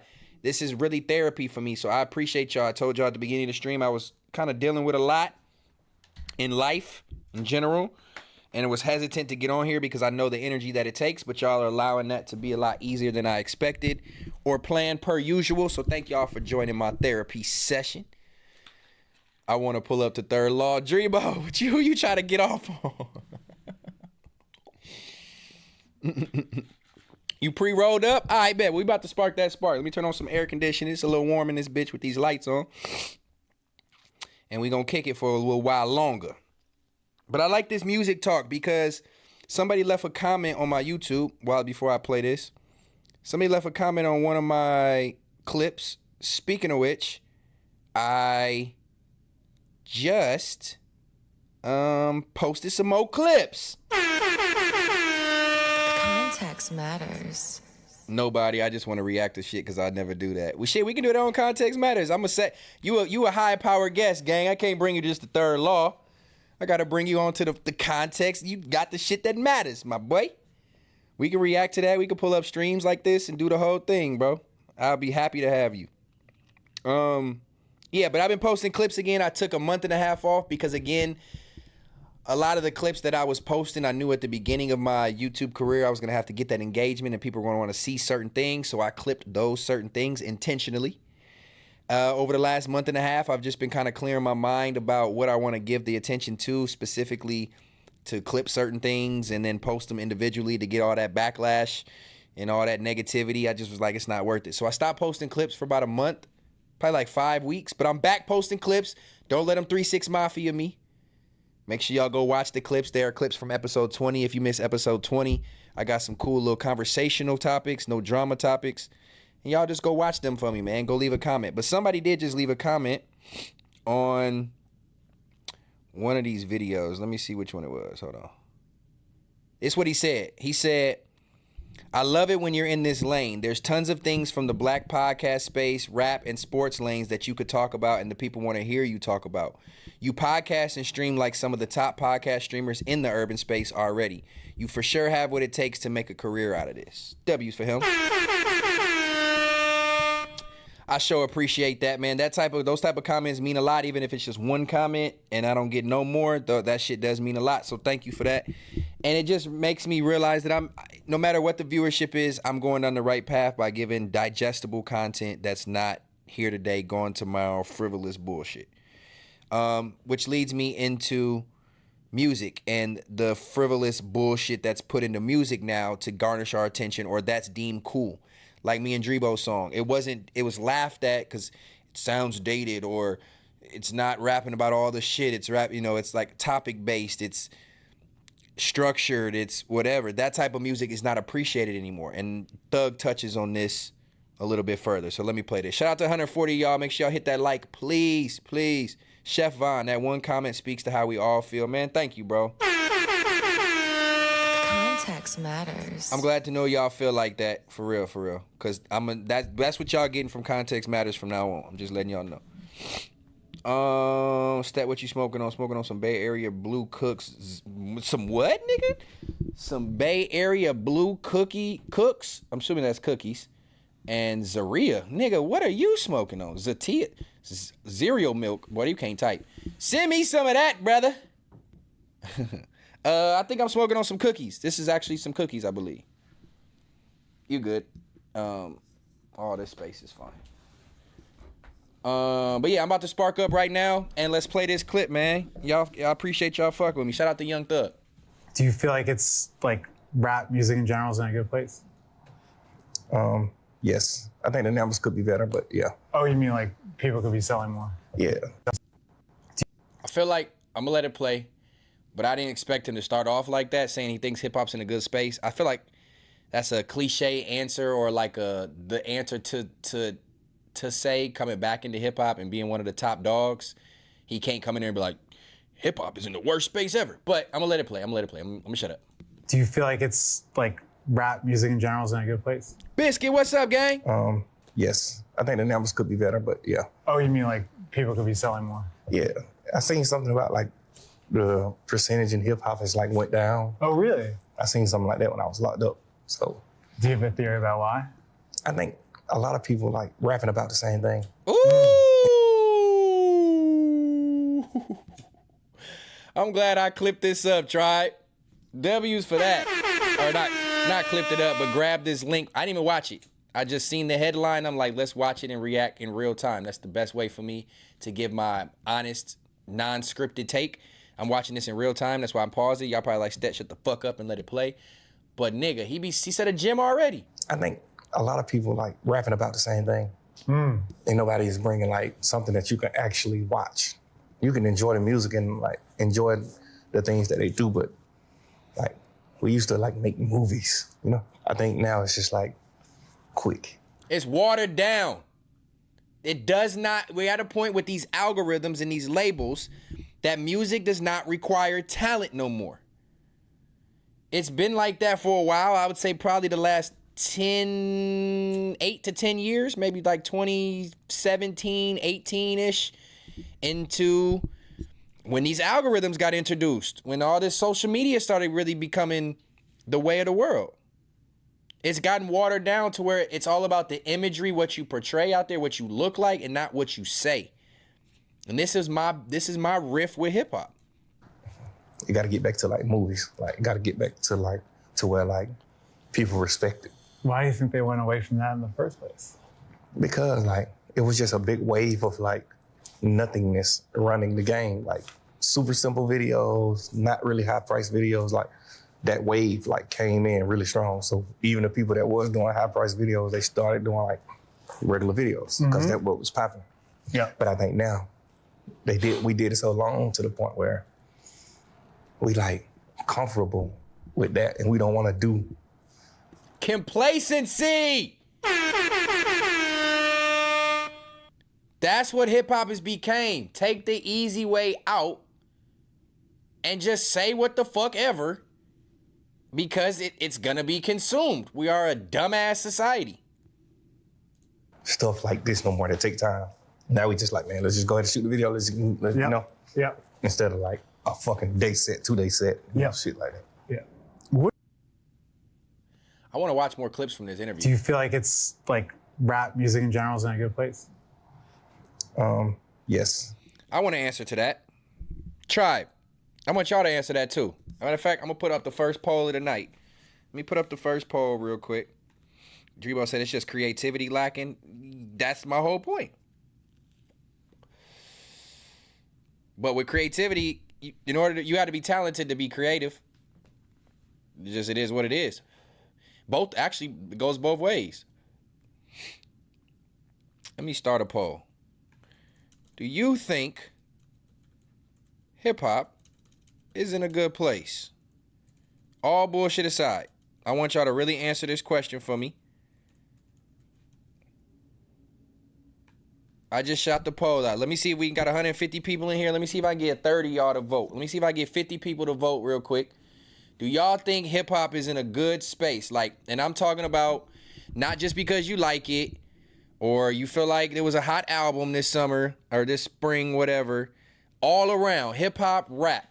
Do y'all feel like it's in a good space?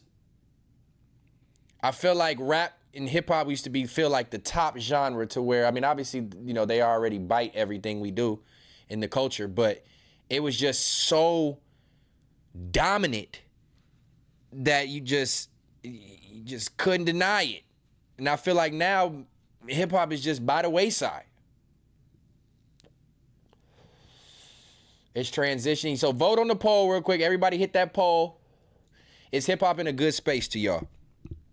And then if you want to elaborate, you can send a super chat. We still ain't got none. by the way. You can send a super chat or you just put it in the chat and let's see what y'all had to say if y'all want to elaborate on it. Could be better, but could be worse. Yes, because it's growing. Ooh, I don't feel like it's growing. I feel like we on some Benjamin Button in hip hop. We growing the wrong way, nigga. Hip hop is different from rap. Hip hop is the OGs. Hip hop or rap. I see. So you're trying to separate the two terms. Understandable. Anybody can rap. Not everybody's hip hop. Understandable. I can see why you saying that. Niggas out here thinking Ian Opium Nice, Vicious, Georgian, and Yeet is. Man, there's so many artists that y'all can name right now. I wouldn't even be able to tell y'all. This motherfuckers that, it's like, we got like Playboy Cardis and shit. Like, this is the type of shit that I'm talking about. We have digressed as a culture. From his imagery to the sound to the music. I don't give a fuck what nobody say. That shit is garbage. Niggas is lazy and the consumer don't want to think too hard. There you go, Joe Spoon 95. I appreciate you tapping in with that comment. Because that's real. As a society, we're so dumb in a sense that most people don't even want to hear you being a lyricist. Because they got to dissect what you're saying. They got to understand the words that you're saying. They got to paint this picture in your head. If you don't like that type of music, 9 times out of 10, you can't read. Because motherfuckers who can't read don't have the ability to break down what you're saying and then like put it in their brain and see it. They want the quick shit that they know about, the real surface-based topics. They don't take no thought. It don't take no thought. A lot of consumers are just mentally uneducated, persuaded and influenced by negativity to where they don't even give a fuck. If you're not talking about some crunk turn up lit shit, they don't want to even give you no attention. Yup, low level comprehension. Hey, G to God, nigga.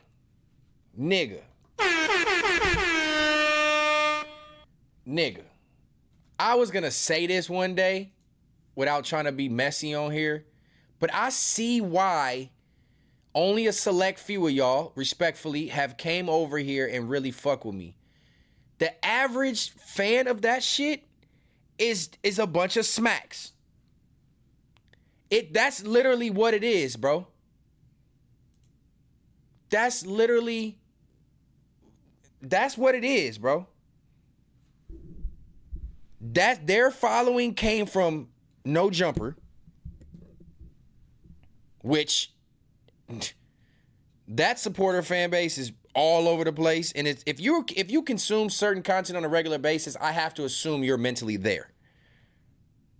I don't care how close niggas was at one point. I was not watching that content on a regular basis. I would have felt like a fucking idiot. So it's like, I had to realize, like, why do these motherfuckers, it's kind of off topic, but why do these motherfuckers, these fans, feel this way about me? Nigga, it's a bunch of hymns. He says, shit went left, W stat. Hey, blame G to God, bro. He said it, but it's crazy. I literally was thinking that, bro. That's the consumers of the following in this umbrella space, and then in the normal consumer for music. That shit is crazy, bro. What can you expect from people with intellect like that and a thought process like that? It's a bunch of thems. On my mama 7, it's a bunch of thems. Bruh. That shit is sad.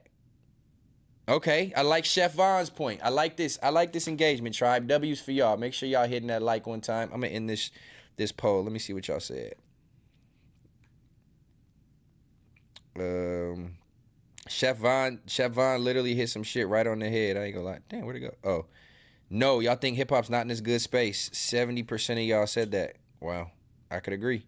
Chef Von said it. He said it, and everybody's agreeing with him. Fuck that. Don't agree with that. Because it's true, but at the same time, he said, I can watch BOF and Context Matters, just like I can listen to Kendrick and go listen to Youngboy. Now, that does show a range. That does show a range. But to me, it also is like, what type of nigga are you to be able to tolerate it?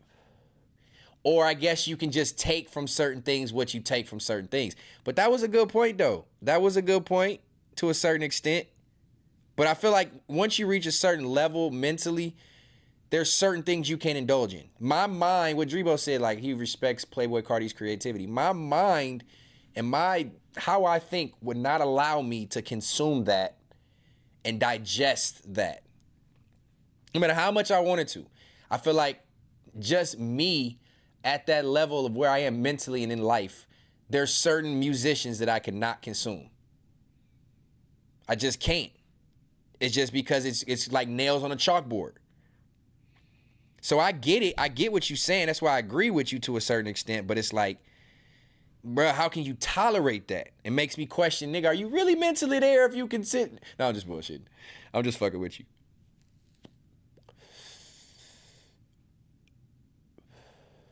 All right, y'all got some good points on this. Let me entertain this topic for a second. It's a bunch of trollers from No Jumper. They hate ladies now. Instead, they just want to see niggas do dumb content.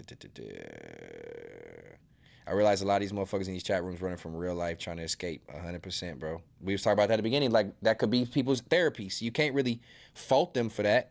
You know what I'm saying? It's just like people who are catfish. Like, what the fuck are you doing? But to some people, that's their therapy. I'm watching FMW, what you want me to watch, and that's why I say hip-hop is in a good space. You got choice. Okay, cool.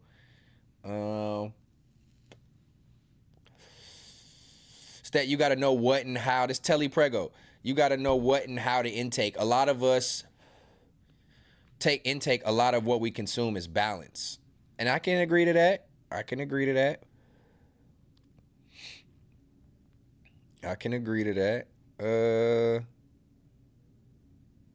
BOF is trash, no BS. It lacks educational value. Yeah, that's just for them dumb laughs if you want. But again, to each his own. Telly Prego, these convos I prefer way more. See, I appreciate that. Even though I'm in here by myself and it can be annoying. I heard somebody say, man, ain't nobody finna listen to you for 4 hours, nigga. Shut the fuck up. I appreciate you, man. Jesus. I want to make these as engaging as I can, especially conversations like this. This all comes from y'all right now. We wouldn't even be talking about this shit right now if it wasn't for y'all.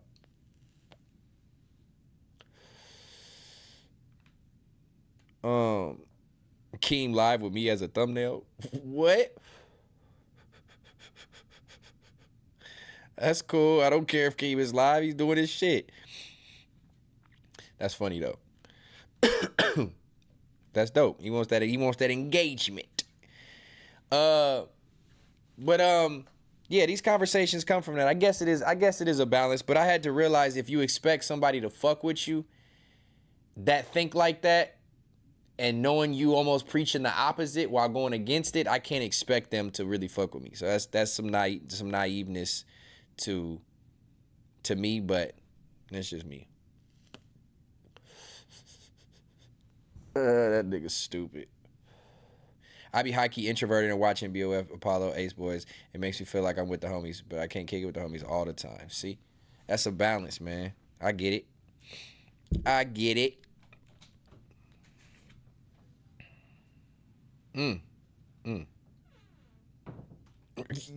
don't know how San Bruno native, I don't know if that makes you seem cool or if you were trying to like do something. You've been in here this whole time. Now you gonna say peace the fuck out. This is what I'm talking about, tribe. This is what I be talking about.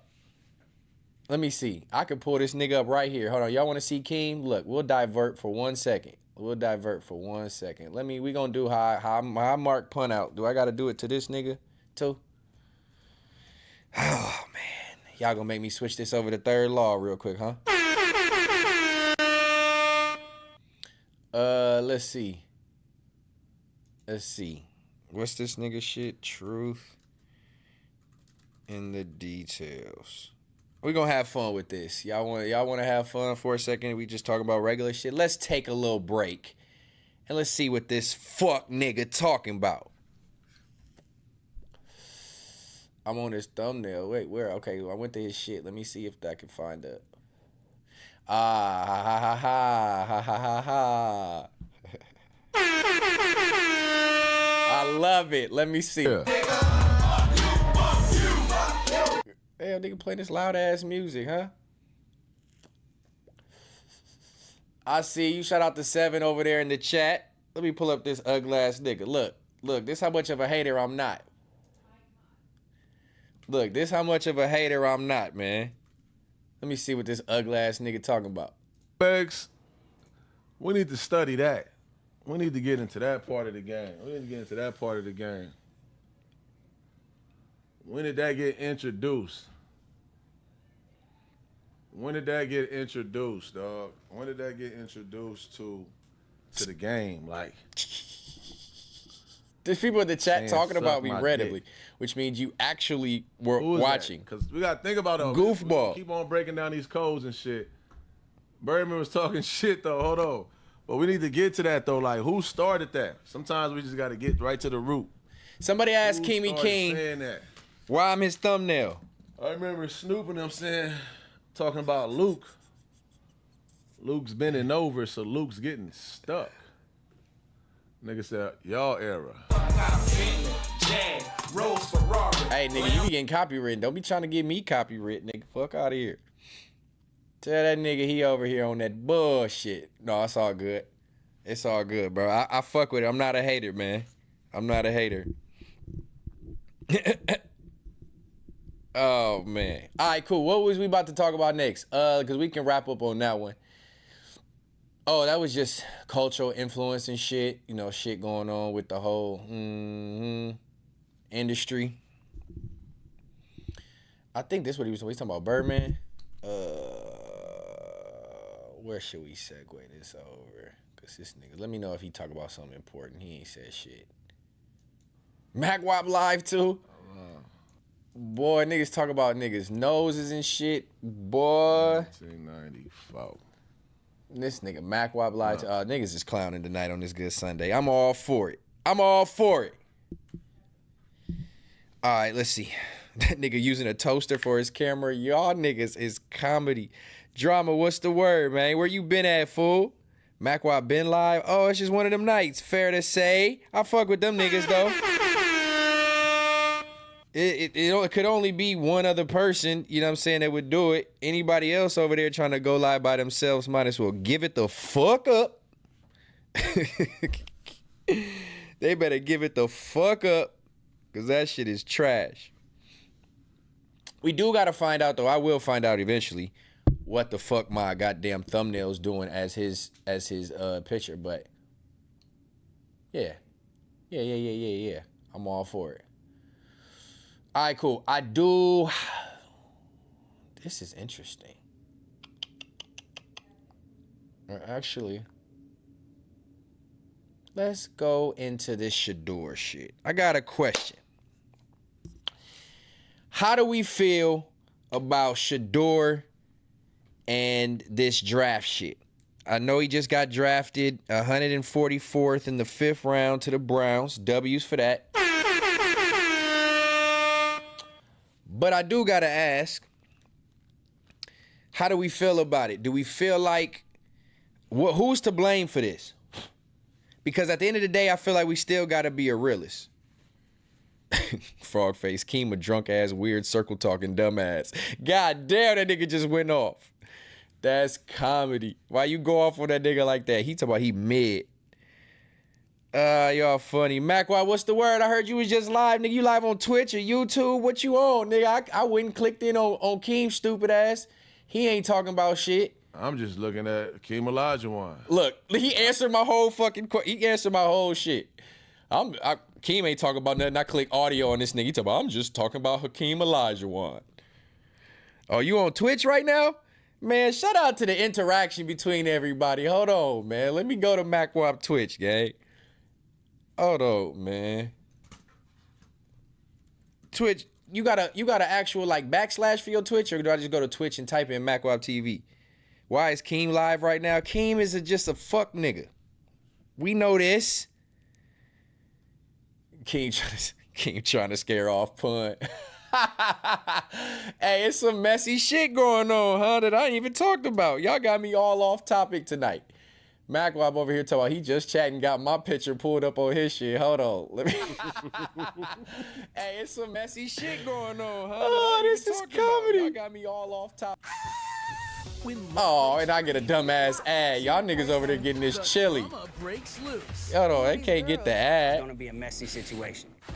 Oh, they full of shit. MacWab, they hating on you, gang. They put this. Well, no, they putting that money in your pocket. Man, this loud ass. No, we ain't doing that. We gonna wait for his ads to go away. Yeah, cha-ching. This nigga funny. Oh, man. Shout out to everybody interacting, though. This is all love, man, especially between these two individuals. Like I said, they lucky as nobody else. I probably been in here talking shit. But I embrace these two individuals. How many people he got over here chilling with him? Look at my nigga. Why Keem? Hey, somebody, MacWab, why he live with my thumbnail, me as a thumbnail? This nigga's a goofball, bro. This nigga's a goofball. No, I don't have, I got that shit on my phone. Wait, why can't I turn this audio on? This nigga clowning right now. Everybody just live doing it up. This nigga's a goofball. No, I don't have, I got that shit on my phone. Wait, why can't I turn this audio on? This shit funny, nigga. He want to be me? That's all it is. Oh, Keem, yeah, he is. Why he going live so much now, huh? No, I don't have, oh, this is crazy. I'm trying to tell y'all, chat. Wait, why can I turn this shit funny, nigga? You gotta watch a nigga like he want to be me? That's Man, yeah, Keem is. Oh, Keem, yeah, he is. Yeah, he put me on the thumbnail. He going live when I go live on Sunday night all of a sudden. Oh, man. MacWap preaching the truth, man. I fuck with WAP. That's how we rocking. This crazy. But, where the fuck was we? You see what happens? Shout out to MacWap for tapping in. Keem ain't talking about shit still. I recalled.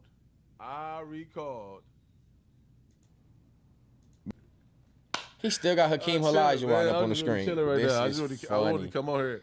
I think I probably can is... end my stream now, man. You know what I'm saying? I just wanted to come down the baseline.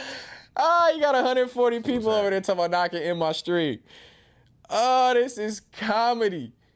Look, they in his chat talking about get that stat. Y'all fuck y'all niggas. And this nigga in this dark ass room. Turn the fucking light on, nigga.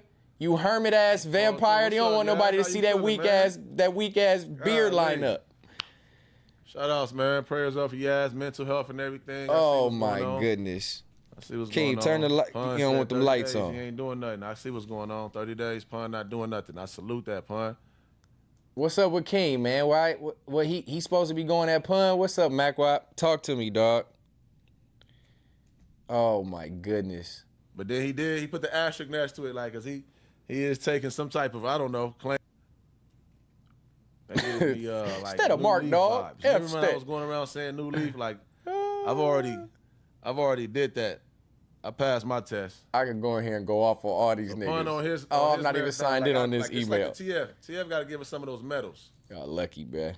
I would have got at this nigga, bruh. Camera angle nasty, all nostril edition. All nostril edition, boy. All goatee up close and personal. He ain't gonna indulge. He ain't gonna look at that. He ain't gonna look at them comments. It's all good. This is funny. But yeah, fair to say, we back in my motherfucking chat, man. We was clowning around for a second, having some fun with this shit. Blair Witch Project camera, got him. That's funny. Wait, what? Oh, that must have been a pocket. That must have been a pocket shit. You ain't have to delete that one, Vinny. Blind to the BS, be keeping it real. Oh, man, where was we at? Because not in this shit. Get out of his chat. I'd rather go back to MacWap shit. MacWap still doing it up? Let me see. Real quick, y'all. 'Cause I like that. I'm gonna salute my boy. That one, Vinny Blind to the BSB. He been You know what I'm preaching saying? days for like the last 2 days. Let's give him. Let's see what this gonna stir up. Let's see what we can get going before we get out of here. Look what MacWop on, gang. Real time. Okay, so let's go ahead and get And he got both playing. I hear Stat. Let's get. Let's go watch that nigga Stat. It's the funniest shit. I wish I was tapped in on your chat, MacWop. I'm not signed in on this computer. Got me. Got you, nigga. Yeah, caught you, nigga. Try to stir up some shit. Oh, I'm clipping this up. This is comedy. You ain't getting low, nigga. Shit, that's act regular. Hey, oh, my mama, this is how we should stream like this. We have to have the audio right. We gonna do one just like this. Oh, I'm clipping this up. This is comedy. Talking about I'm acting regular. Oh, that's funny. Let's run that content up, my nigga. Oh my God. Where Keem's stupid ass at? Bro, this shit is hilarious, my nigga. What's Keem dumbass over here doing? And before he went out of there, My nigga Stat, just man. like, you feel me? He ain't telling nobody from, you know what I'm saying, Compton, but. Keem still ain't talking about Don't panic. shit. Yes, I see. He been trying to politic. We got. Oh my God. Keem got a Don't man. panic and Keem yes on is, a lawn chair. Keem sitting on a lawn chair right now. Should be picking their issues with him. I need. Oh my God. Yes, I see. He been trying to politic on Don't Panic and yes. Let's set this up with King. He listening to it too. He tried to say Don't Panic and yes is Oh my God. the ones everybody should be picking their issues with. I don't know. Y'all think got a point there? Huh? Let's see, man. Do Pun have a point? Man, Yeah, what what this you think nigga talk about? What do you think about that? How you feel about being implicated? I thought he was supposed to be getting that pun. Well, that was the last narrative I heard. For 30 days. Make it a little hot. Put a little magnifying glass. Lamp in No, he on that 5-gallon bucket. Zaza Mall, that's funny. My chat roasting this nigga. I ain't even got to do it. This was MacWatch stream, ain't it? Let me see. We gonna get back to business in a minute, man. Shout out to the 115 of y'all kicking. It looked like we all divided. King got 163.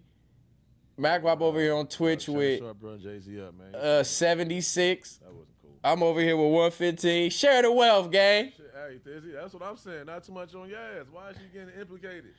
Hey, I'm just trying to figure out how Yaz is implicated. share that share, view that view. Speak on that John narrative, nigga. The tribe talking about it. Funny. Why you do that? What's Keem chat called? What's going on? Hey, sure. So I'm like, all right, cool. I'm going to do my investigations. But Oh, MacWap in the chat. while over we there. at it, let's see. I'm going to do this. Let's just go ahead and see. Let's go ahead and take This boy back in here looking at me. No, I'm muting that nigga now. All right, that's cool now.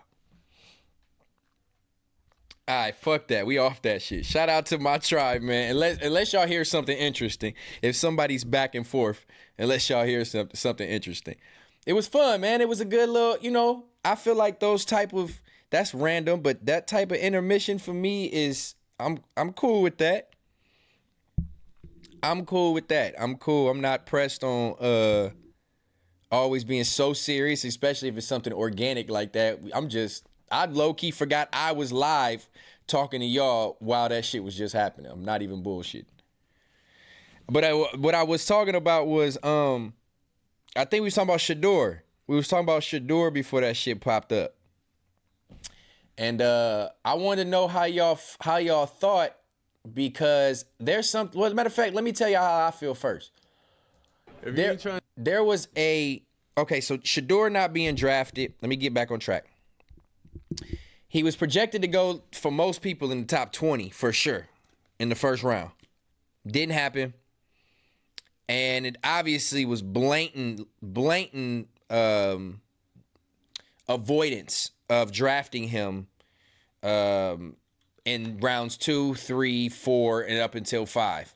Talent-wise, my opinion is he deserved to be drafted as one of the first quarterbacks in the draft. I'm not a huge college football fan, but I feel like from what I've seen of Shedeur and highlights and his stat line and his numbers and percentages for the 4 years or the last 2 years, I think specifically, he deserved to be drafted very high. Now, part of me is like, I know what it is, obviously being Deion coming attached to Shedeur, and like teams wondering, is he going to be overstepping on the coaches, if he's going to always be chiming in, the pressures of having Deion's son on the team. Like, I can understand the Deion approach to it. But there's one, call King for what? He told me to. There is one point to that other than Deion that I feel like is a big thing. Now I'm always one to speak highly on yourself, and always big yourself up. Y'all know how I am. But there is a level of humility that I believe somebody and everybody should have that have been blessed by God with arts and talents, that there is a way to be confident, slightly cocky, without it coming across and rubbing people the wrong way to a certain extent. And I feel like where Shedeur went wrong is his approach to this fame and celebrity that he has is very braggadocious. Everything in his approach, from his celebration to how he looks to how he talks to how he portrays, and this is coming from somebody, again, respectfully. I was around the Sanders brothers 15 years ago briefly. They were super young.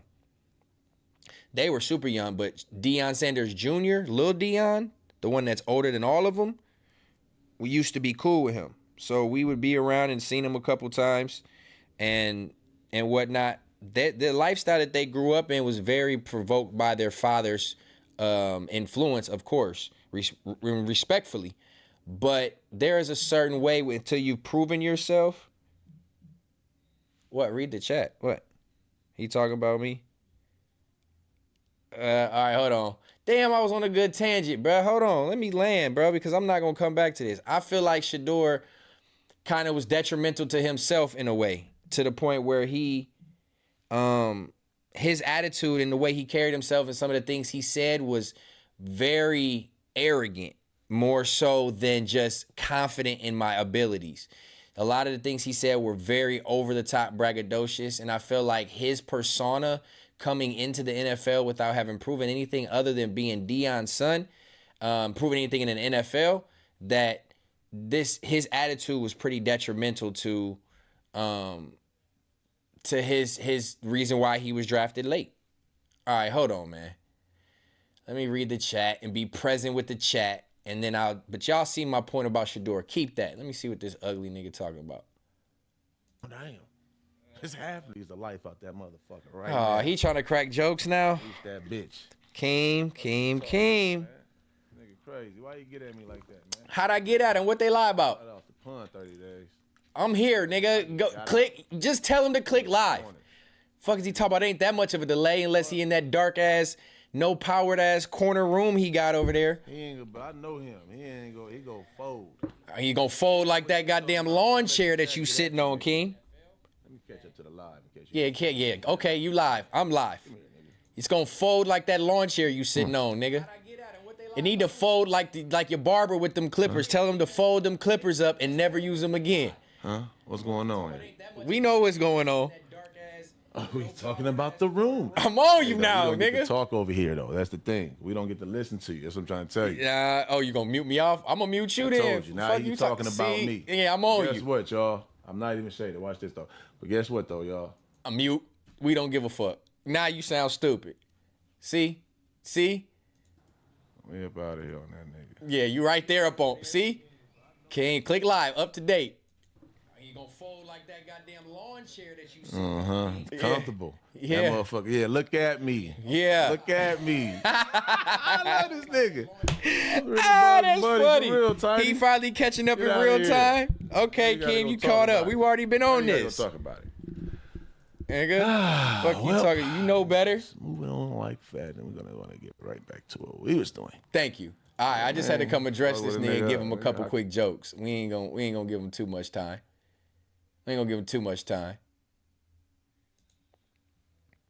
No, that's funny. I had to get at my boy. He ain't gonna get off just like that, nigga.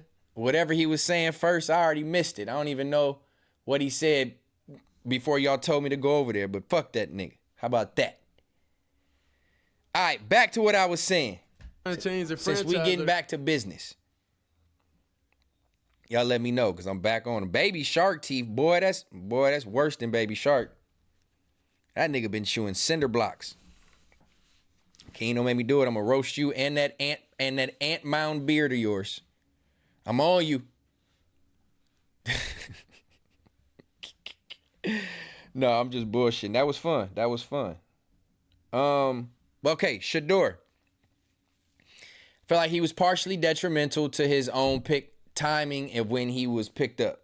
You know what I'm saying? And things like this. I remembered this clip and it made me pull it back up by just what he said. Not only his image, the diamonds, the whole look, he's his dad in the flesh. He's pulling up and the way he talk, it's just different, man. I've seen people that are cocky. I've seen people who have humility with their cockiness. But you see very few people who are arrogant. And again, I don't mean this disrespectfully, you know what I'm saying? Like at all to him or his family. I know DeAndre, I know Lil Deion. I don't really know them, but you know, respectfully, I'm not trying to do it that way. But there is a line of where you draw it of humble, cocky, arrogant, like this boy arrogant. But again, I can't tell a man how to be, especially when you feel how talented you are and how good you are at what you're doing. But you know, this was crazy. The culture don't give me. So you should know history repeats itself over and over and over. And I've done it over and over and over. So it should be no question why an NFL franchise should pick me. You think I'm worried about what critics say or what people gotta say? You know who my dad is? They hated on him too. So it's like, it's almost normal. Without people hating, it's not normal for us. So we like diversity. We like everything that comes with the name. That's why we are who we are. If you ain't trying to change the franchise or the culture, don't get me. So, bruh, that's crazy, bruh. That's crazy to me. He flat out told you, if you're not trying to change the franchise and the culture, don't get me. It pretty much change the franchise is one thing, and change the culture to fit around the culture that he's bringing is just crazy to say when you're trying to get drafted. Now, don't get me wrong. There is a lot of underlying racism in this as well. You'd be naive to think there wasn't. But to put extra fuel on that fire of them already knowing you Deion's son and then already knowing you a young black flashy nigga who raps and who's like has that lifestyle and does all this and what comes with that, they were like, fuck no, nigga. We don't care who you go to, because if you don't go in the first round, you're gonna come off the bench. This is what the owners are thinking. So they like, fuck no, we not even taking a chance on you, because you come in, we waste one of our draft picks, and God forbid you a headache, or you think you bigger than the program per se, and you not happy because whatever with the coaches, and then your dad get involved, and then it's a whole headache and news media coverage. I can understand why teams wouldn't really want to take that chance. You know what I'm saying? So to me, it's like, why add fuel to that fire when you talking like this? That's to me is crazy. But again, he landed on a team. He got his money bags. And he respectfully got his spot on his team, the Cleveland Browns. I'm sure he's excited to just be in the NFL, of course, as he should be. But I also feel like this probably has humbled him a little bit. I would feel like, I know he's a man of God from what he portrays. I know his father's Superman of God.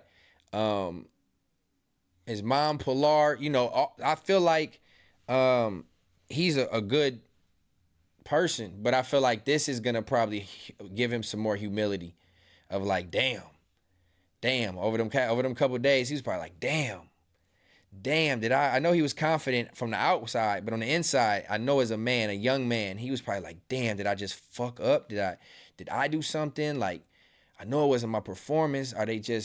But on the outside, I know he's at the same time like, nah, fuck that. You know what I'm saying? Like, shit, I know I performed. They just trying to do some fucked up shit. Granted, they were.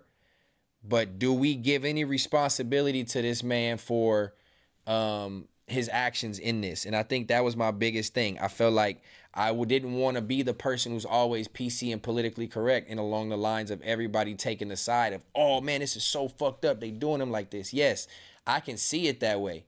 But at the same time, I can still not be naive and think he wasn't irresponsible in any of his own doing. It isn't just because he's Deion Sanders' son. That's not the only reason. There's way more. It's not just because he's black. They draft black quarterbacks at number 1, number 2 all the time. So we can't claim racism.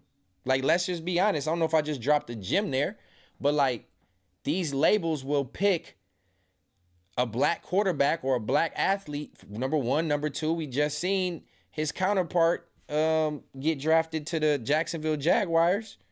So it's like these teams will draft, these white teams will draft black athletes, black quarterbacks. So we're not going to sit here and just act like it's all based off of racism, that he didn't get drafted. Oh, he's black. No, it's the aura is, oh, he's Deion Sanders' son. No, that's not the only reason. So I'm not going to get on here and just be super PC. Like I said, I have respect to this family, know this family. I doubt, this may never reach that far, but if it did, it's not malicious. But I'm just, from the outside looking in, this is just somebody who feels like I can see it both ways. Yeah, there was some racial undertones. There was some prejudice undertones or judgmental undertones about how they feel about you and your actions and how you speak. Yeah, for sure. But I gotta be righteous to me and be like, all right, I gotta see the other side of it. It's not just because you Deion Sanders' son. That would be like a blessing to a team. Like, think about it. Think about it, y'all. You got somebody with this much talent. You got somebody who's Deion Sanders' son, who what comes with that light attention to your team, jersey sales, ticket sales, hype behind who's there, everything comes with it. What team wouldn't want that? The average team is going to want a dope quarterback, talented quarterback, who can come in and produce probably right off the rip, that comes as Deion Sanders' son. It's not about him being Deion Sanders' son or just being black. This has to also do with his actions. Supposedly, I seen a report, I don't know how accurate it was, that said he supposedly he showed up, but he just didn't care to do too much extra or impress in the interviews with the teams he didn't want to go to. So it's like, if you go into these interviews with teams, there's 32 teams, you go into these interviews, you only want to go to potentially 5 of them just based off of whoever your willingness to play for or contend or whatever, and you blow off the other 27 teams in the interview as far as don't give it that much attention or not be polite or not be you really want to be there, then he blew those off. That's more responsibility on him. His actions, if you're not trying to change the franchise and the culture, don't get me. It's like, it should never come across like that. So that's why I said this situation will humble him a little bit. And I mean that, again, respectfully. It's not saying that he's not a good, doesn't have humility. But in this sense, his arrogance costed him a lot of money and a top first-round draft pick and probably a starting seat. He's now going to have to come off the bench and earn it more now. And it's like, that's got to be a hard pill to swallow. You know what I mean? That you're that talented and just your attitude and actions and persona is the reason why you didn't really get that higher draft pick. Because like I said, we just broke it down essentially.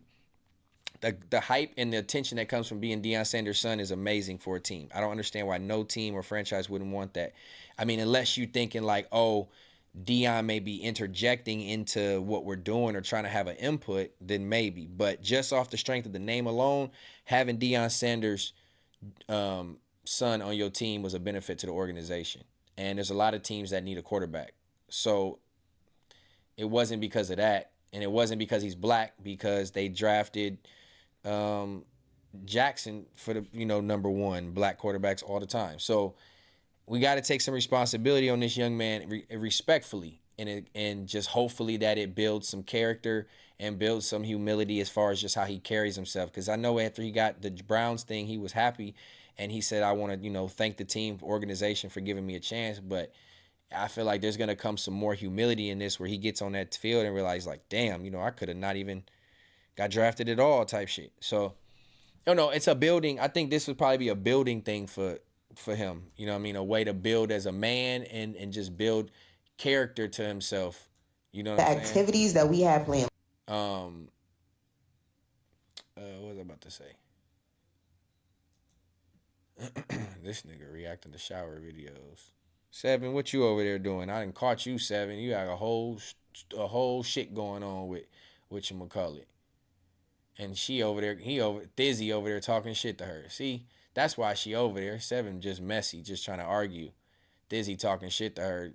Motherfuckers over there are weird. Some of these chats be weird, bro. Weird activity.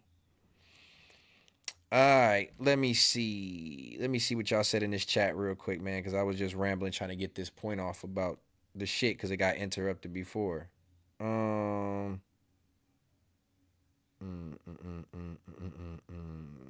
media used him as an example, and it was a cherry on top that he was Deion's son, but to pull all that aside, he was above average at best.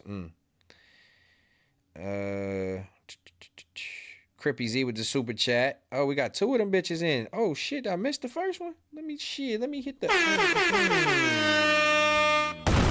two, nigga, because I think you dropped two. Let me see what it do.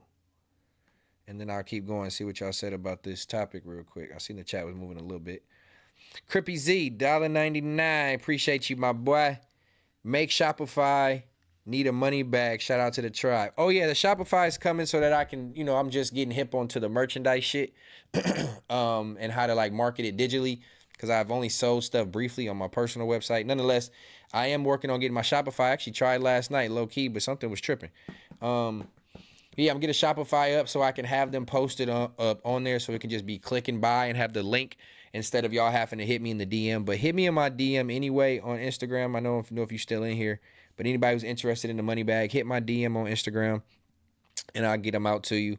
They not expensive, man. I'll ship them out quick. They be handmade. So show your love, get some art for your room, and make that happen. Appreciate you for that, Crippy Z. Another one came in from Crippy Z, having Stetspiracy segment tonight. Honestly, no. At the beginning of this stream, I kind of told you the last 4 or 5 days has been a little off as far as me personally. So I didn't get any Stetspiracies in line to talk about. But I will bring it back next Sunday for sure. We'll have a good one. Or I could do a Third Law and we can just react to a Stetspiracies on Third Law. I might do that. But nonetheless, I appreciate you inquiring with the $2, man. All right, let me see. He said, let me go back her up. Yeah, I was on that. All right. To be fair, Deion did go around telling media his son wouldn't play for certain teams. See? If Deion said that, but that's what I'm saying. That's part of I guess his dad is responsible too then. Bro, this is literally the opposite of LeBron. Everybody like LeBron. Nobody like Deion. You make the bed, you're going to lay in it. I see. Okay, y'all have some good points. They hate Deion though, and it trickled down to his sons. Why do the owners hate Deion so much? Because of his arrogance? Because he was arrogant too. Meezy Gang, what's the deal? You made it. I appreciate you tapping in, man. You can always go run it back. Tonight's episode has been wild. We were on a great tangent until niggas started going live at the same time saying shit, and we jumped in. But that was fun too. So I appreciate you tapped in. JT, what we on, man? We just chatting. Joe Spoon 95, my boy said, man, talk about the flat earth from last week. We'll do it on a Third Law reaction stream where we can hop on the Discord and everybody can give their take. That's what I want. Instead of me just watching the Stetspiracy and then y'all just type in the chat, I want y'all to be able to talk. So we'll do a Stetspiracy on Third Law, and we can find a couple of them. We ain't got to spend a long time on all of them. We can just talk about a bunch of shit, smoke weed, and just go off the head. Pause. If it's not Stetter, Vireway, or Joe Budden, I'm not watching, period. Won't catch me in any chats. Real one, shout out to my boy Vinny. Fuck what y'all talking about. He ain't show no crazy shit to me. As long as he ain't fucking with y'all. We already had conversations. My nigga done fell back. You know what I'm saying? He ain't fucking with y'all. He good with me. They use Shedeur for TV ratings. New people was watching to see if Stet got picked. 3 days of views. NFL pulled a Stet type cook. New people was watching to see if he got picked. 3 days of good views. Cooked it up. When are we going to get on Discord? Damn, I just answered that 7/3 law this week. We going to do one and we going to talk about all kind of shit. Respectfully, what's up, my boy? Wiz said something about the earth was flat too on my mama. Shit, I need to join the Discord. Yeah, join the Discord. I got to post the link. I don't even know if I have it readily available, but I'll get it for you. Yeah, we're going to do the Discord shit where we can get on there and talk about the Stetspiracies and pull the random shit we want to talk about. Because Wiz did say something about that. Wiz said something about he believed the earth was like a flat plane. And Antarctica's like an ice wall. See? Listen, man. But look, let's stay on the Shedeur shit and then we'll wrap out of there. Why was this man with Shinsea? I don't know, we can put it on this one.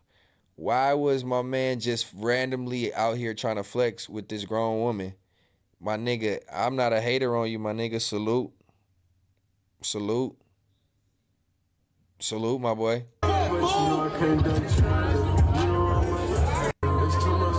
To salute. And he had her shirt on. It's not like she was just sitting there. She wasn't just sitting there just because they just got there and she was just chilling like that. No, she had one of his shirts on. Oh man. He man, young boy out here getting to it, man. Shout out to that young, cocky, arrogant ass nigga. Took back everything I said. She only 28. Oh, okay. He what, 22, 23? But that nigga fresh out of college. No, he going to the league. No, I ain't gonna do her like that. She seemed level-headed. Oh, yeah, she's 28. He's 23. That's what it say right here. Nah, man, I ain't hating on that man at whatsoever, bro. I just, keep doing what you doing, my nigga. This nigga that wouldn't pull. God damn, young nigga, at your draft party, you a cold nigga. You's a cold bull, boy. God damn. I know niggas in the industry was probably like, what? Fuck, what the fuck? I've been trying to get her forever. God, did this nigga 23, 22 at the draft party. Crazy. Salute to that man though. Ain't no hate. He a nigga out here. I get it. I'm just talking about this how the NFL punished him. That was my main conversation about the whole shit. And then the whole prank call shit, out of pocket. That's what I'm saying. Niggas just anything for clicks, anything for clout. Let's go ahead and prank call this nigga on his biggest day. And I know the dude apologized, but that's ridiculous. Hey, speaking of NFL quarterbacks, Kaepernick still training. According to his wife, Nessa, Kaepernick is still training. We see why would you want to be a part of an organization that's had ample opportunities to bring you back in and place you on a motherfucking roster as a 2 or a 3 backup? And you clearly see that this country does not want, this nigga said shouldn't say a cheating on me. JT, you funny. It's not nasty work for her to date youngers. That's only 5 years. That ain't that crazy. Me, back Jada Kingdom. No, that nigga King came in alive. Got hit by your shot and peeled out. Good content. Eastside 23. He took 2-3 jokes. Didn't know what to say. Nah, we getting out of there. Hey, but no, I don't know what it is with this, man. Like, why do you want to be a part of something that clearly hated on you? I love that. So nothing's changed. Is he still wanting to play? Can I get a photo? Of course he is. It's all up to the teams if they'll let him. I love that. Any other kids? 2? No. I know that's. Let me see what the beginning said. Number 2? No. Well, you look good. Still training. How is he? All day, every day, baby. All day, every day. I love that. So nothing's changed. Is he still wanting to play? All day, every day, nothing's changed. Is he still wanting to play? She said yes. If it's all up to the teams to let him. To me, that's I couldn't imagine for 8 years, all because I took a knee and didn't do anything, didn't say anything, never once got disrespectful, never did nothing crazy. Y'all blackball me out the NFL, and no, it's obviously racist, and it's they were against your stance or lack thereof per se, and they choose to still not let you in. No team is drafting you because of the backlash that they would get. Eventually, why do you still want to be on a fucking NFL team? You're 38, like you said. I get it. The money, the love for the game. I understand. I respect it. But, bruh, this is like an ultimate slap in the face. I fuck with it, but this is almost against everything that Cap be saying he about. It's like you damn near running back to the massa. Nigga, you free. You know what I'm saying? Let me drop one. Context matters.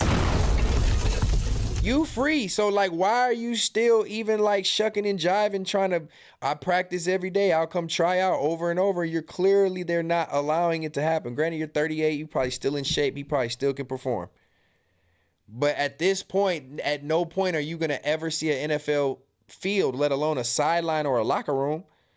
So it's like, bruh, I fuck with you, but this almost looks backwards to everything you protested against, racial injustice and police brutality and all the shit that you kneeled for. And now you trying to get back to the same organization that pretty much kicked you out for doing that and then shunned you about it and ruined your life. Fuck your job. That's running back to massa.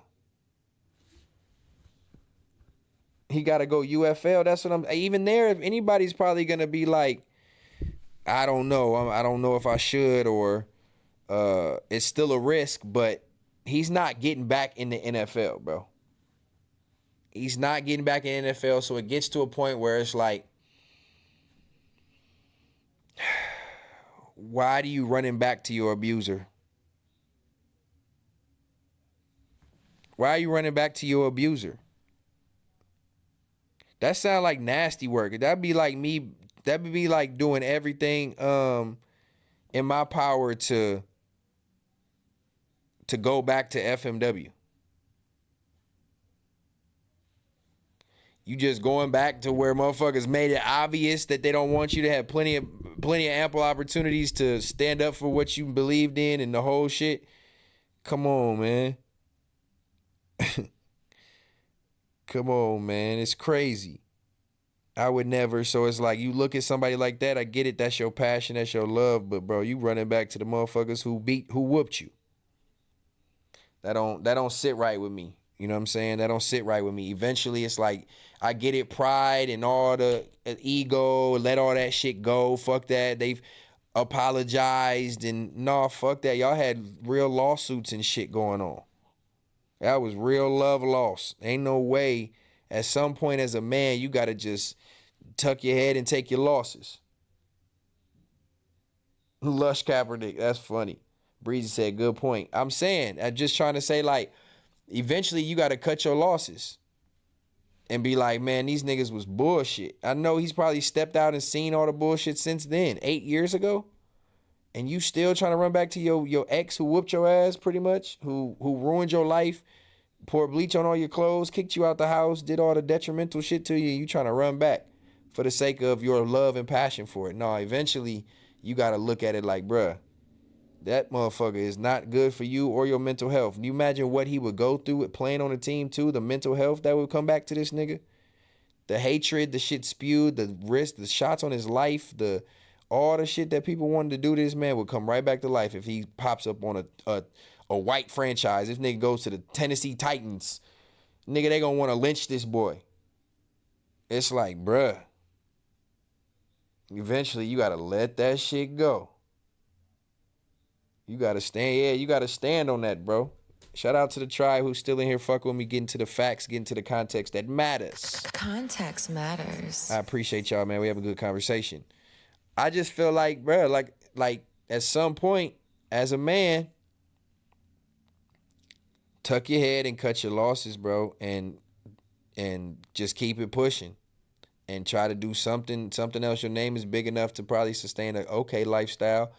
But it's unfortunate. I'm not saying I'm against him, but it just like to the point of wanting to be like, yeah, you got your wife out there advocating with TMZ, talk about, yeah, every single day, all day, baby. Can I get a photo? Of course he is. It's all up to the teams if they'll let him. It's all up to the teams if they'll let him. Any other kids? Two? Number two? Nah, baby. Well, you look good. That's not what we doing. How is he? All day, every day, baby. All day, every day. I love that. All day, every day, baby. All day, every day.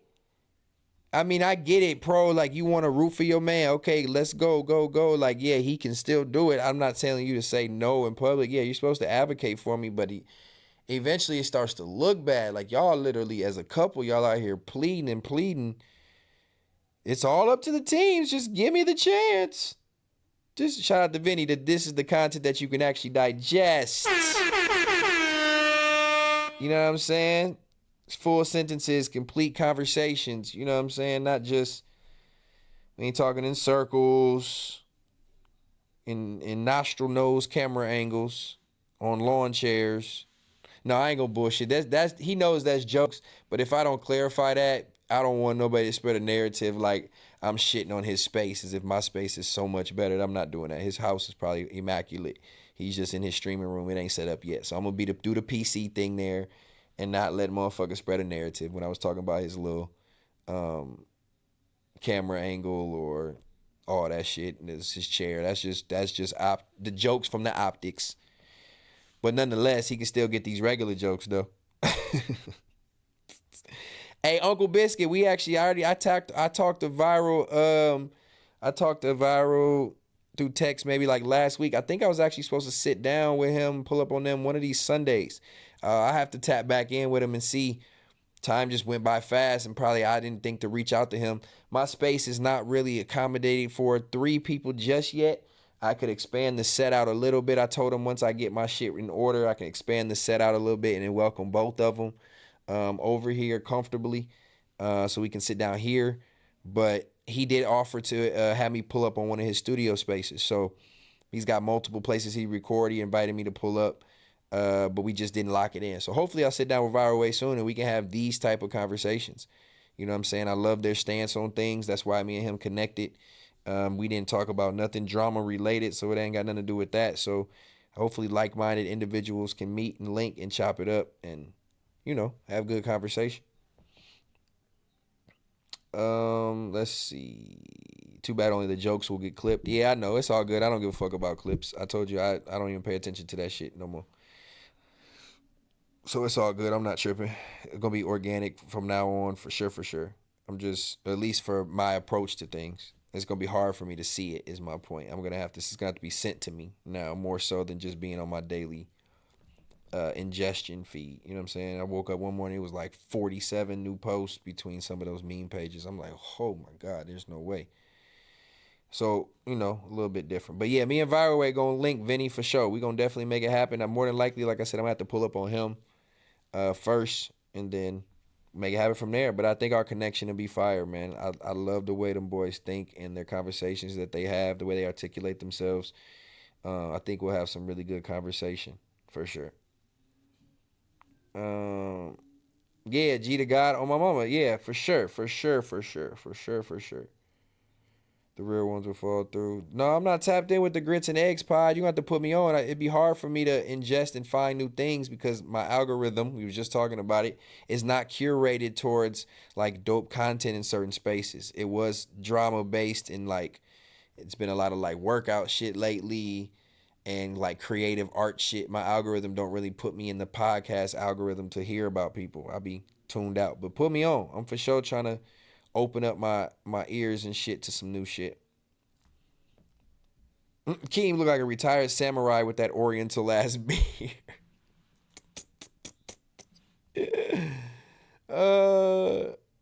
That's funny. Oh, he doing his reaction thing right now too? Okay. Fair to say. Get it off, my boy. You just in the corner small, not talking about shit though. You just letting shit play. We having real conversation over here.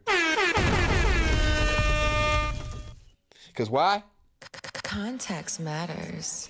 You got damn right it does. Hit that like one time. Let me know you still engaged. We still got 110 people kicking it with me. I appreciate y'all with all the people live and all the shit jumping around and activity.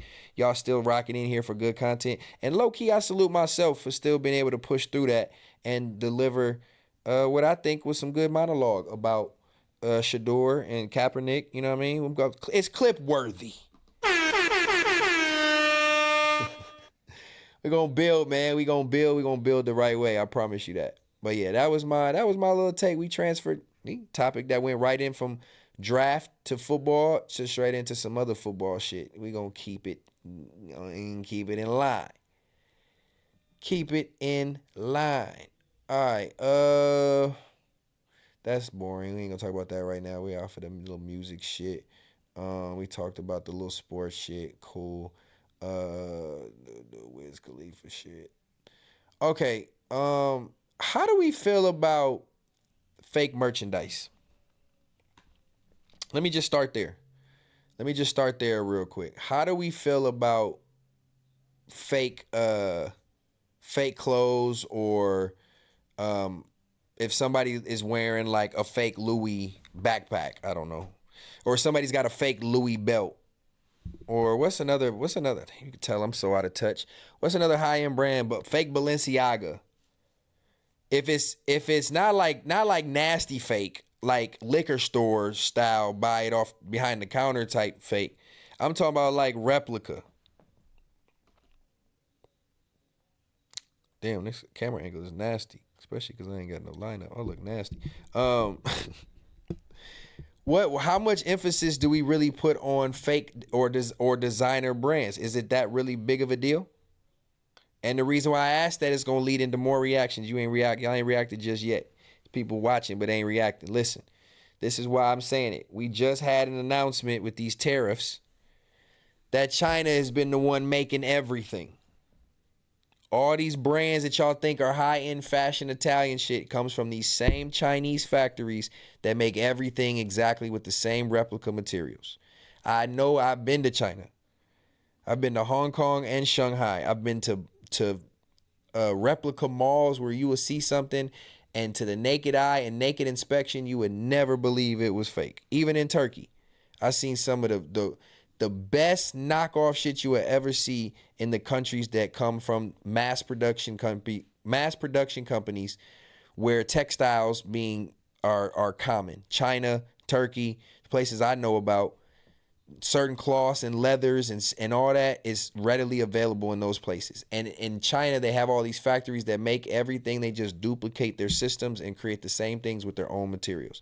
So my point is, on this fake shit, everybody thinks wearing fake shit is the end of the world. Like it just has to be, just because it's a designer that comes from this place. That shit is dumb as fuck. We've been brand washed for decades, and it's disgusting. I hate the fact that people pay money what they pay for something just because of the name, not even knowing it comes from the same place that the fake shit comes from. And you paying because you think it's high-end Italian leather goods and all this extra shit, bro. Like, but then you shit on everything else if it says made in China is bad. They exposing everything. Look at this. Thoughts on now we realize like China's been making our gear. I don't know, like, are we still you still gonna pay 10 racks? You mean our clothes? Yeah, I mean, everything? They've done Louis, they've done everything. Why is there a stigma on it like that? Made in Italy tag on it? Yeah. So it's like you're looking at a jacket that's 5 or 10 racks. Like, how you gonna look at it now? Which is stupid. Is Wiz Khalifa still gonna buy it? Which is fucking stupid. And we pressing this. Look, another thing we was talking about that tie into the beginning of the stream.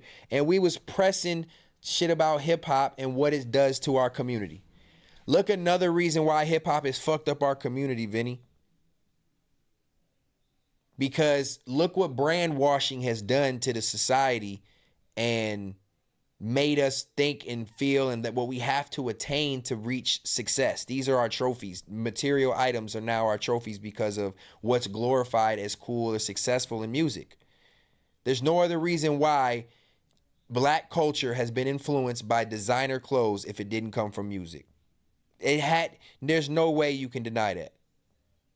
Even back in the jazz era, motherfuckers wearing Armani and Versace and all these high-end brands. It came from musicians and the signs that the things that you attain when you get a certain amount of wealth. Designer goods. Spend $5,000 on a jacket. That shit is scary. And now we got young kids in this community that's getting their money and saving up their money to spend $500 Balenciaga tees.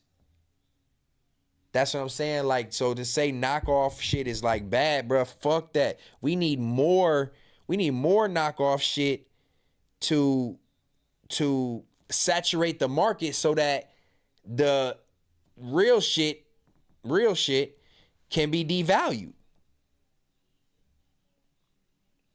We need more of. That's why these countries are now outlawing fake bags through their airports, and they're trying to spot shit and you can get arrested and ticketed for it or whatever the case may be.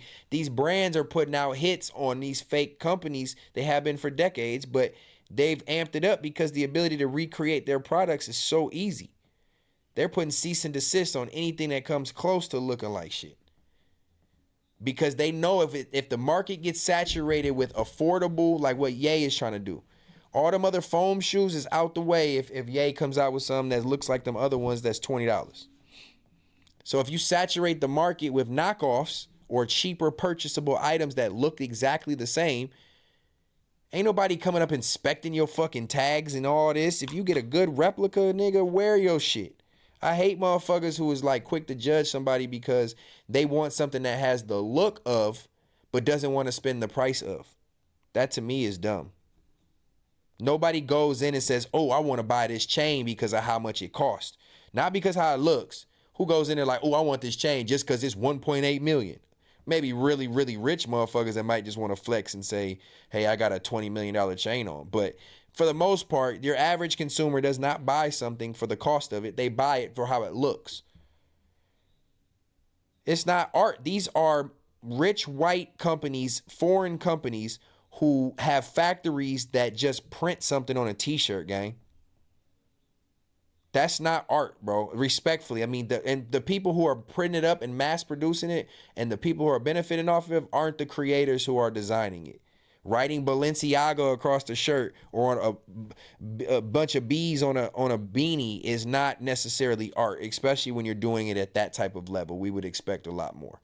You got motherfuckers got big ass Balenciaga shoes that look like they had super glue all over them and fucking hot glue and dirty shoes made to look dirty. Like, bruh, that shit is crazy. And the type of shit that we promote in this music, these brands, is now making all these people think that these are the trophies we have to attain to see a type of success level. Let's go get Balenciaga, Louis down. Let's go get, I don't even know these brands' names to know what's popping right now. Chrome Hearts. Let's go buy it out the mall. And these niggas is lost in the sauce, bro. They lost in the sauce, and it's perpetuated in addition to, I mean, it's always been like this. I know the old heads was wearing Armanis and Versace's and all this and Dolce & Gabbanas and all this, but the way it's been mass, yeah, you didn't see teenagers wearing that shit back then.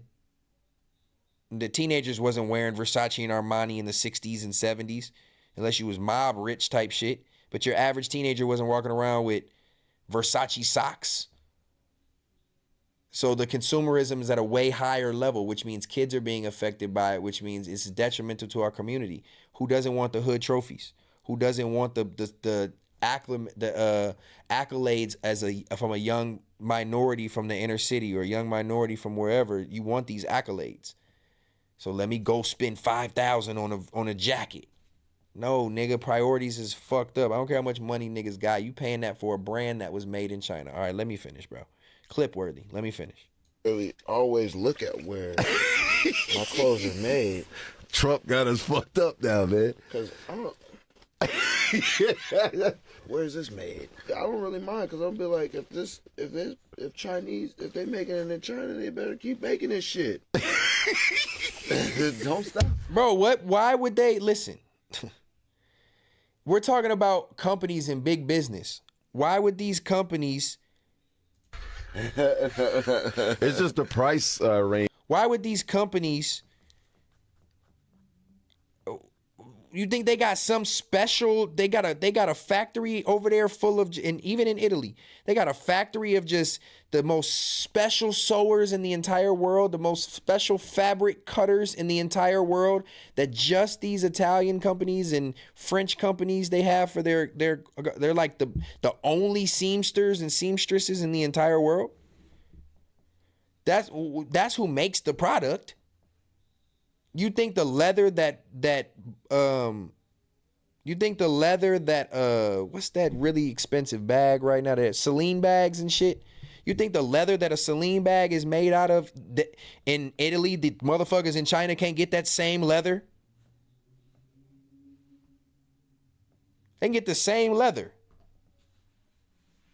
So you think what makes they downplaying it, like what makes you think another country can't make the same thing? He said it looks good. Yes, it's the same concept. Cut the leather, put it on the table, sew it, do what you got to do, put it how you put it together, whatever the steps are. But you think they got 5 people in a factory in Italy making every single Celine bag, Birkin bags and shit? No, there's millions of people that can do that shit.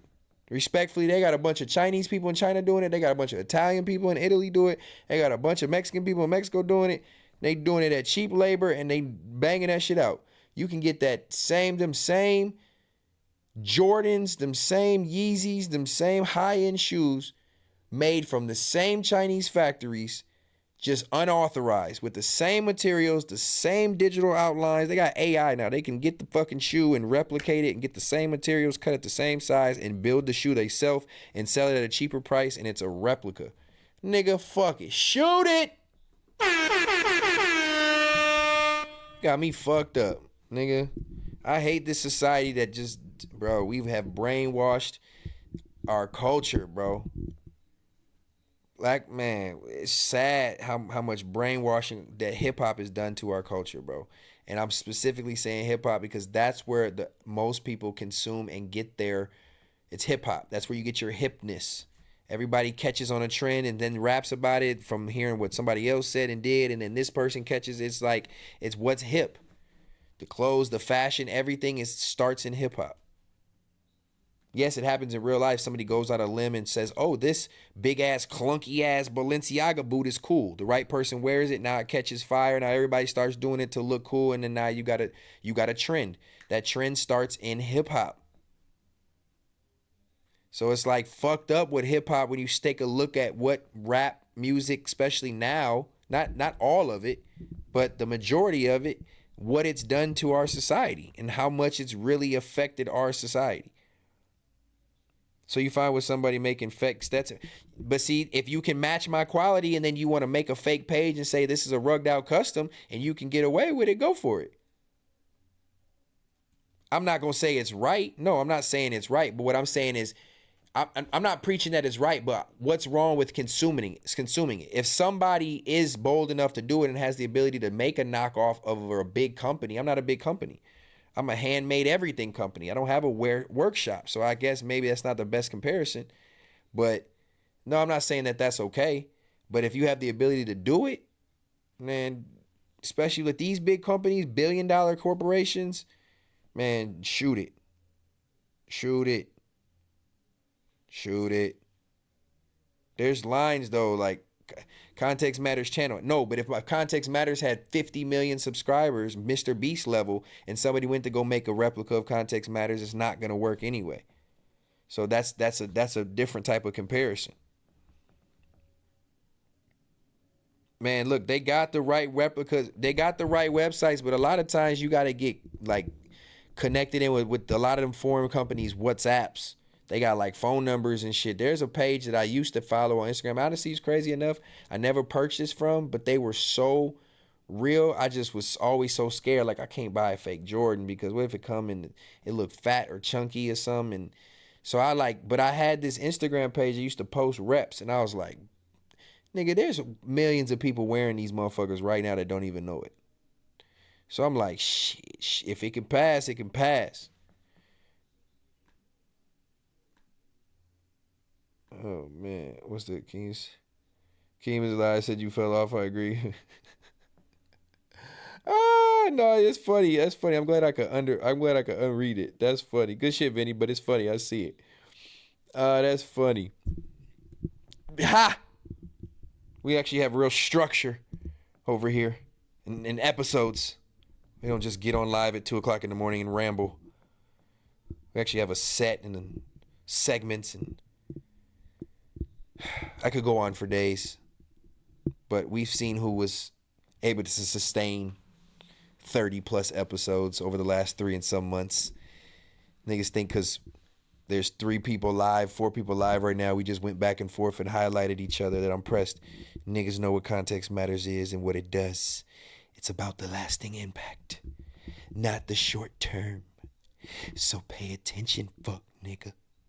Just watch. But you continue to react and just mix up a bunch of shit on your streams. We'll see how far it goes. All right, but yeah, so I'm all for like affordability and not fucking up the pockets of youth who think that spending their money on material brand named items is the way to look successful. That should be something that we got to figure out a way to kill, because little whether we believe it or not, a lot of what is occurring financially and being detrimental to our society is spending money on frivolous items, like material items like clothes that you spend $500 on, but it cost them $399 to make it. You just think because of the name it's just supposed to be. Nah, bro. I hate that ideology that's put out there. I for sure hate that shit. But we'll be better. We'll do better. Hopefully one day, if we can all come together. All right, I got a couple more things, and then we can get up out this thing. But I appreciate the 100 of y'all still tapped in, kicking it with me, having these good conversations, real conversations, not just reacting to videos. By the way, we talk about things, or I talk about things, and the chat interacts, and I interact. We're not all just laughs. We like to educate, inform, and have good dialogue. By the way, take notes like some of your counterparts. That would be great. What was I about to say? There is like 2 little governmental type topics, not necessarily about the government per se, but what's up with this real quick, since this is completely randomly off topic. I don't even know. I know this nigga for being a clown and like paying rappers a bunch of money to pop up on his stream. I guess he's a streamer. His name is Jack Doherty. Y'all probably know this boy. Supposedly, he was walking around scandalous. He was walking around in the fuck? That came off too easy. He was walking around in Beverly Hills, believe it or not, or on Rodeo. A car pull up next to him, skirt, hop out, run him down. It's a couple of them. Run him down. Him and his bodyguard, they fighting or whatever. Another nigga's up on this boy trying to get his change. That's like, he's probably under the bridge right now. Snatched his change, tried to get his watch. He was running all across the street. I seen another video. I got to see if I can find it. Dude, that didn't stop me. I didn't even know they were there. I was like fighting with the guys, like trying to get them the fuck off me so I could keep my watch and shit. But like literally the chains were gone instantly. Like I was like, fuck. So when you tell us what happened. So when you went to the ground, I'm like pinned up against the wall, me and her, and like I get pinned up against the wall like this, and I see my chains right there in this guy's hand, and I'm being pushed like this. Some other guy's going at my watch, and I'm like trying to fucking fight him off, and then oh, he got a Richard Millie on too. Yeah, but he probably had, if he talking about chains that got popped that quick, and he was talking about chains, plural, it probably wasn't charms and medallions on that shit. It was probably like tennis chains, diamond tennis chains. Popped them bitches off his neck, bing. Got 300,000 in your fucking hand. Ooh, I see why everything be scandalous sometimes. Niggas looking like an easy lick. And then, so pop the chains off of him. And then try to get his watch off his arm. Oh, somebody had a gun. Supposedly his bodyguard said somebody had a gun. and made him have to back up, which you got to. I mean, shit, what you gonna do? They come up to you with a gun, you ain't got a gun, that's all you can do. The motherfuckers already melted down and stone, so on my mama. But that's the easiest type of change to go make, nigga. You just got you can take the diamonds out yourself and just go anywhere and melt down some jewelry. They gonna be like, what's this? They ain't gonna have no idea. Got all the diamonds, sell the diamonds separately. But he didn't want to go with that Richard Millie. That bitch was probably 250 in itself. Ooh, wee. But that just go to show you how dangerous it can be. This is on Rodeo in Beverly Hills. Your little white boy with a big security dude. I think his security was black. So 4 dudes, they push you against the wall like instantly, and just one took your chain. Somehow, like one's holding you. Like we're all here, like 5 of us were right here, or 6 of us were right here. Me, Dave, Christy, and the 4 guys. And then next thing I know, Dave and 2 of the guys are there, and then one of the guys chasing me around the fucking street trying to get my watch off. So You went fully across the street. And then the other guy's like, nah, we got the chains. And then the other guy stopped chasing me. Jack Doherty. Jack Doherty's cooked, all right? That's like, he's probably under the bridge right now. 300K. Well, sounds like an insurance job. Nah, supposedly the bodyguard was getting roughed up.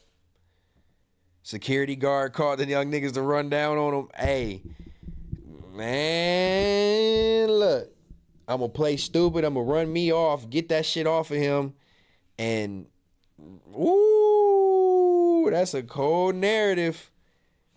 Yeah, that's what I'm saying. That is karma. He lucky he didn't get shot. They knew that they was on Rodeo. That's the only reason why it didn't happen. He lucky he didn't get shot. Because that would have been the real example that people saying he need. He do be doing fuck shit from what I heard. I just know him mainly from giving rappers like a lot of money or people a lot of money to pull up on him. That shit's crazy. And people talk about LA is all glitter and gold. No, it's all get your glitter and gold taken. On Rodeo. Man, better play it safe. That's crazy. All right. I don't even know if I have any women left in here, so I don't want to play this topic too much because it's more of a man and women conversation. There's a few ladies in here for sure, but we'll have to save that one. We can save that for any time. We can save that one for any time.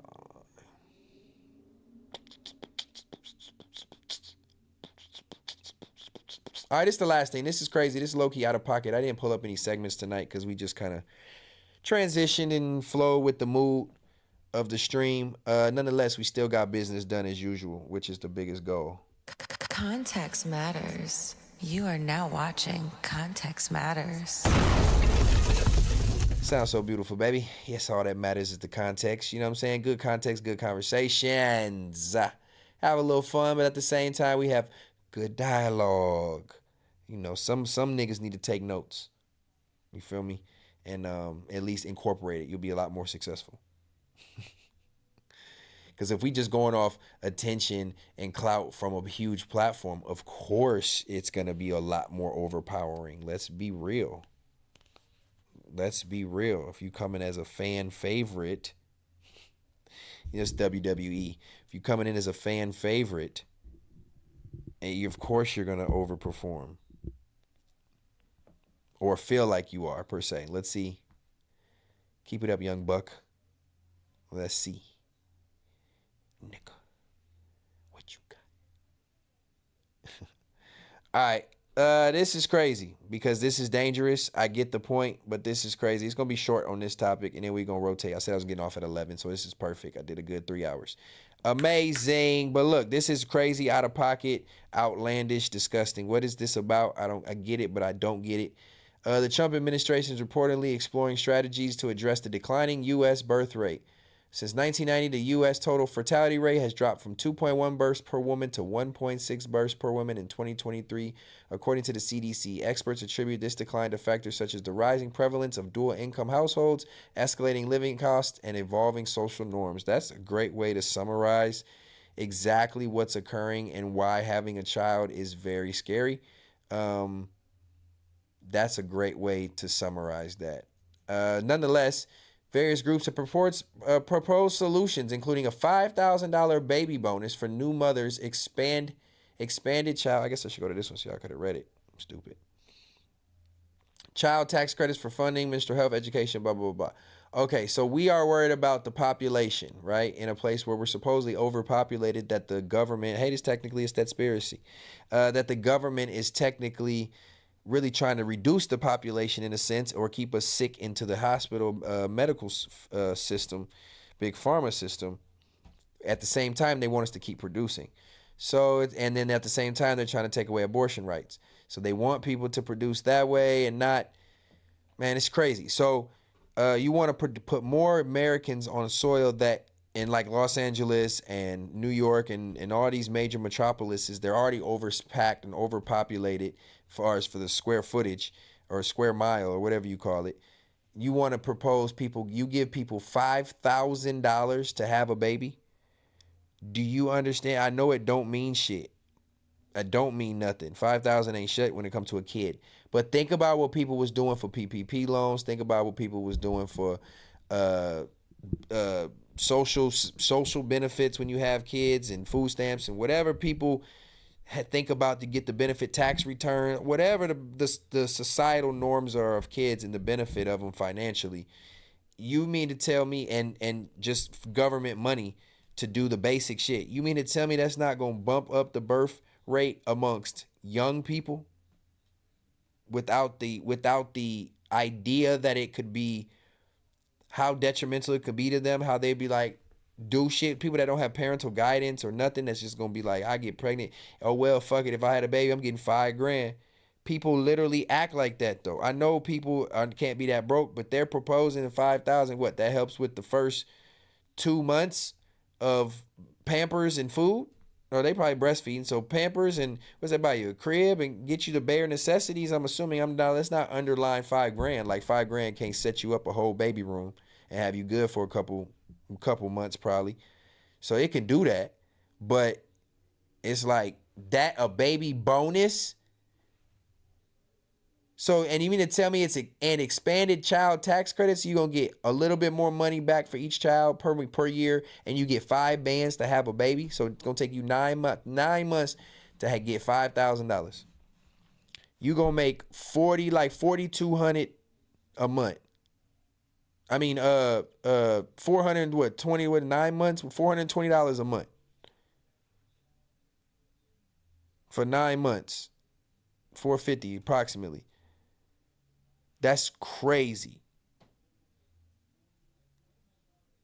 That to me makes me feel like the people with less than, the people we already don't need having babies. Let's think about all the mentally unstable people and mentally unstable couples out there, and people that already don't all the way have it there and are flat broke.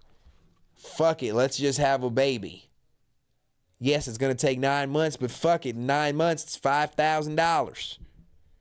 Let's just have a baby. That shit is gonna really fucking like fuck with people. And it's gonna make people be like, I could really do that. I could really do that. I'm not saying obviously, fuck no, I wouldn't. That's not no motivation. Now, this can be beneficial though if you already are planning on having a child, or you're a mentally responsible couple that is like, all right, well, we do know if we do have a baby, we can get $5,000 for this, to do this with, and you know, whatever what the government wants to give. All right, cool. There's people that will be able to benefit off of it.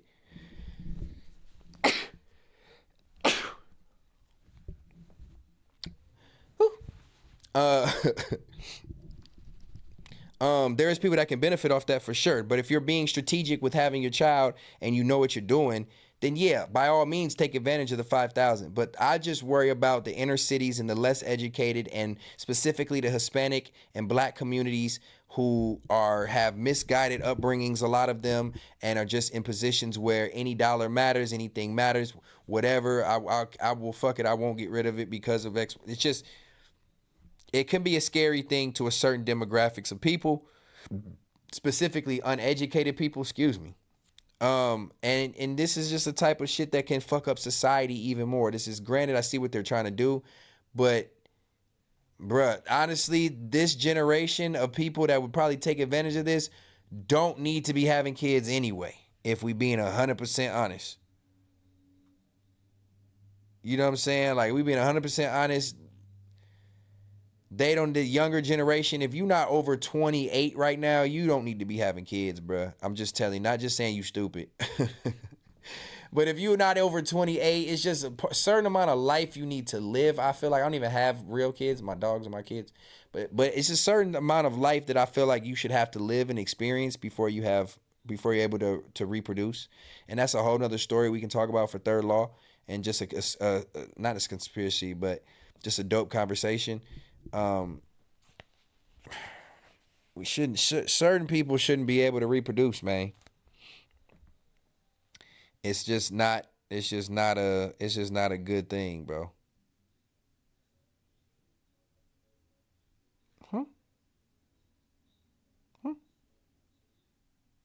I don't know. But yeah, kids is just, you should have a certain amount of life lived or life experiences. And I think I wouldn't say 9 times out of 10. It depends on how your upbringing, how much you're able to disconnect from your family upbringing. But I would say a lot of people actually have lived a lot of life by the age of 28 to 30. Like, you've been able to mature, and man and woman, you've been able to mature, you've been able to get your mind right, because to have a baby, people don't realize you got to change the way you eat. Your sleep changes, your movements, behaviors change, your attitude changes, your significant other changes. There's a lot of stuff that comes with that. You know what I'm saying? And it's just one of those things where reproduction needs to be taken more serious. And this $5,000 is just going to make younger people who don't have these life experiences, who have not matured and past certain levels, are becoming parents. And that's what's fucking up our country even more for the last 15 years, to be honest. My generation low-key started it, but this generation is fucking it up. These young kids, oh my God, could you imagine that, having a baby? Good Lord. That matters. Think about that. Think about what you just said, bro. Think about them type of people reproducing. And like what type of upbringing that's gonna be in the household. Think about that. That's scary. I couldn't imagine that being my father. Man, it's hard out here, bro. Hey, Chemist369, I appreciate you, man. You in Toronto, man? That's another Canada viewer in here. You know what I'm saying? Shout out to the Canada Tings, yeah. You heard? That's love, man. I appreciate you tapping in on this good late night. You in Toronto too, so you on the East Coast time zone. You up late, man. It's 2 a.m. I appreciate everybody tapping in on this good late night. I am gonna wrap up Context Matters episode 21 right here. Y'all know this was a healing episode, essentially at the beginning, which led into some good conversation, some good fun. But that just goes to show you how dope this can be without it being messy. So I appreciate y'all for taking the time to rock with me and be patient through it all. Engage in the good conversation. I know the trolling shit is more entertaining for sure. Don't get me wrong. I understand cracking, having jokes and all that, but there's a time and place for it. Y'all know we do that here too. It was just one of them nights, man, where we had to have real life banter and real life conversation. You know what I'm saying? I just want my people to get more of a benefit than I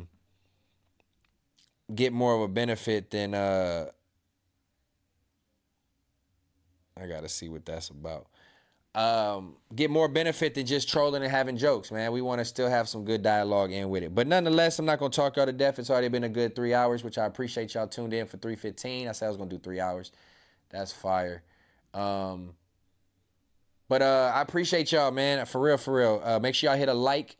Come back, drop a comment on the video. I'm about to drop clips from this if I can get them together ASAP. Make sure y'all watch the clips and run them views up a little bit. In case you didn't watch the whole episode, that's a good way to catch on some highlights. Do all that good stuff for me. Make sure y'all order y'all money bags, please, for everybody who's still watching and ain't got your money bag in. I know y'all leaving out If you want your money bag pillow, DM me on Instagram right now. 1 for 30, 2 for 55, 3 for 80, 4 for 100. Let me get your box out to you. They're universal. They can be slept on, but they're more for decor. And yeah, man, bring some good energy to your space. That's what that's about. That's what we about with Context Matters, man. Context Again, matters. I appreciate y'all. This has been Context Matters episode 21. And fuck what that bitter beard bastard had to say.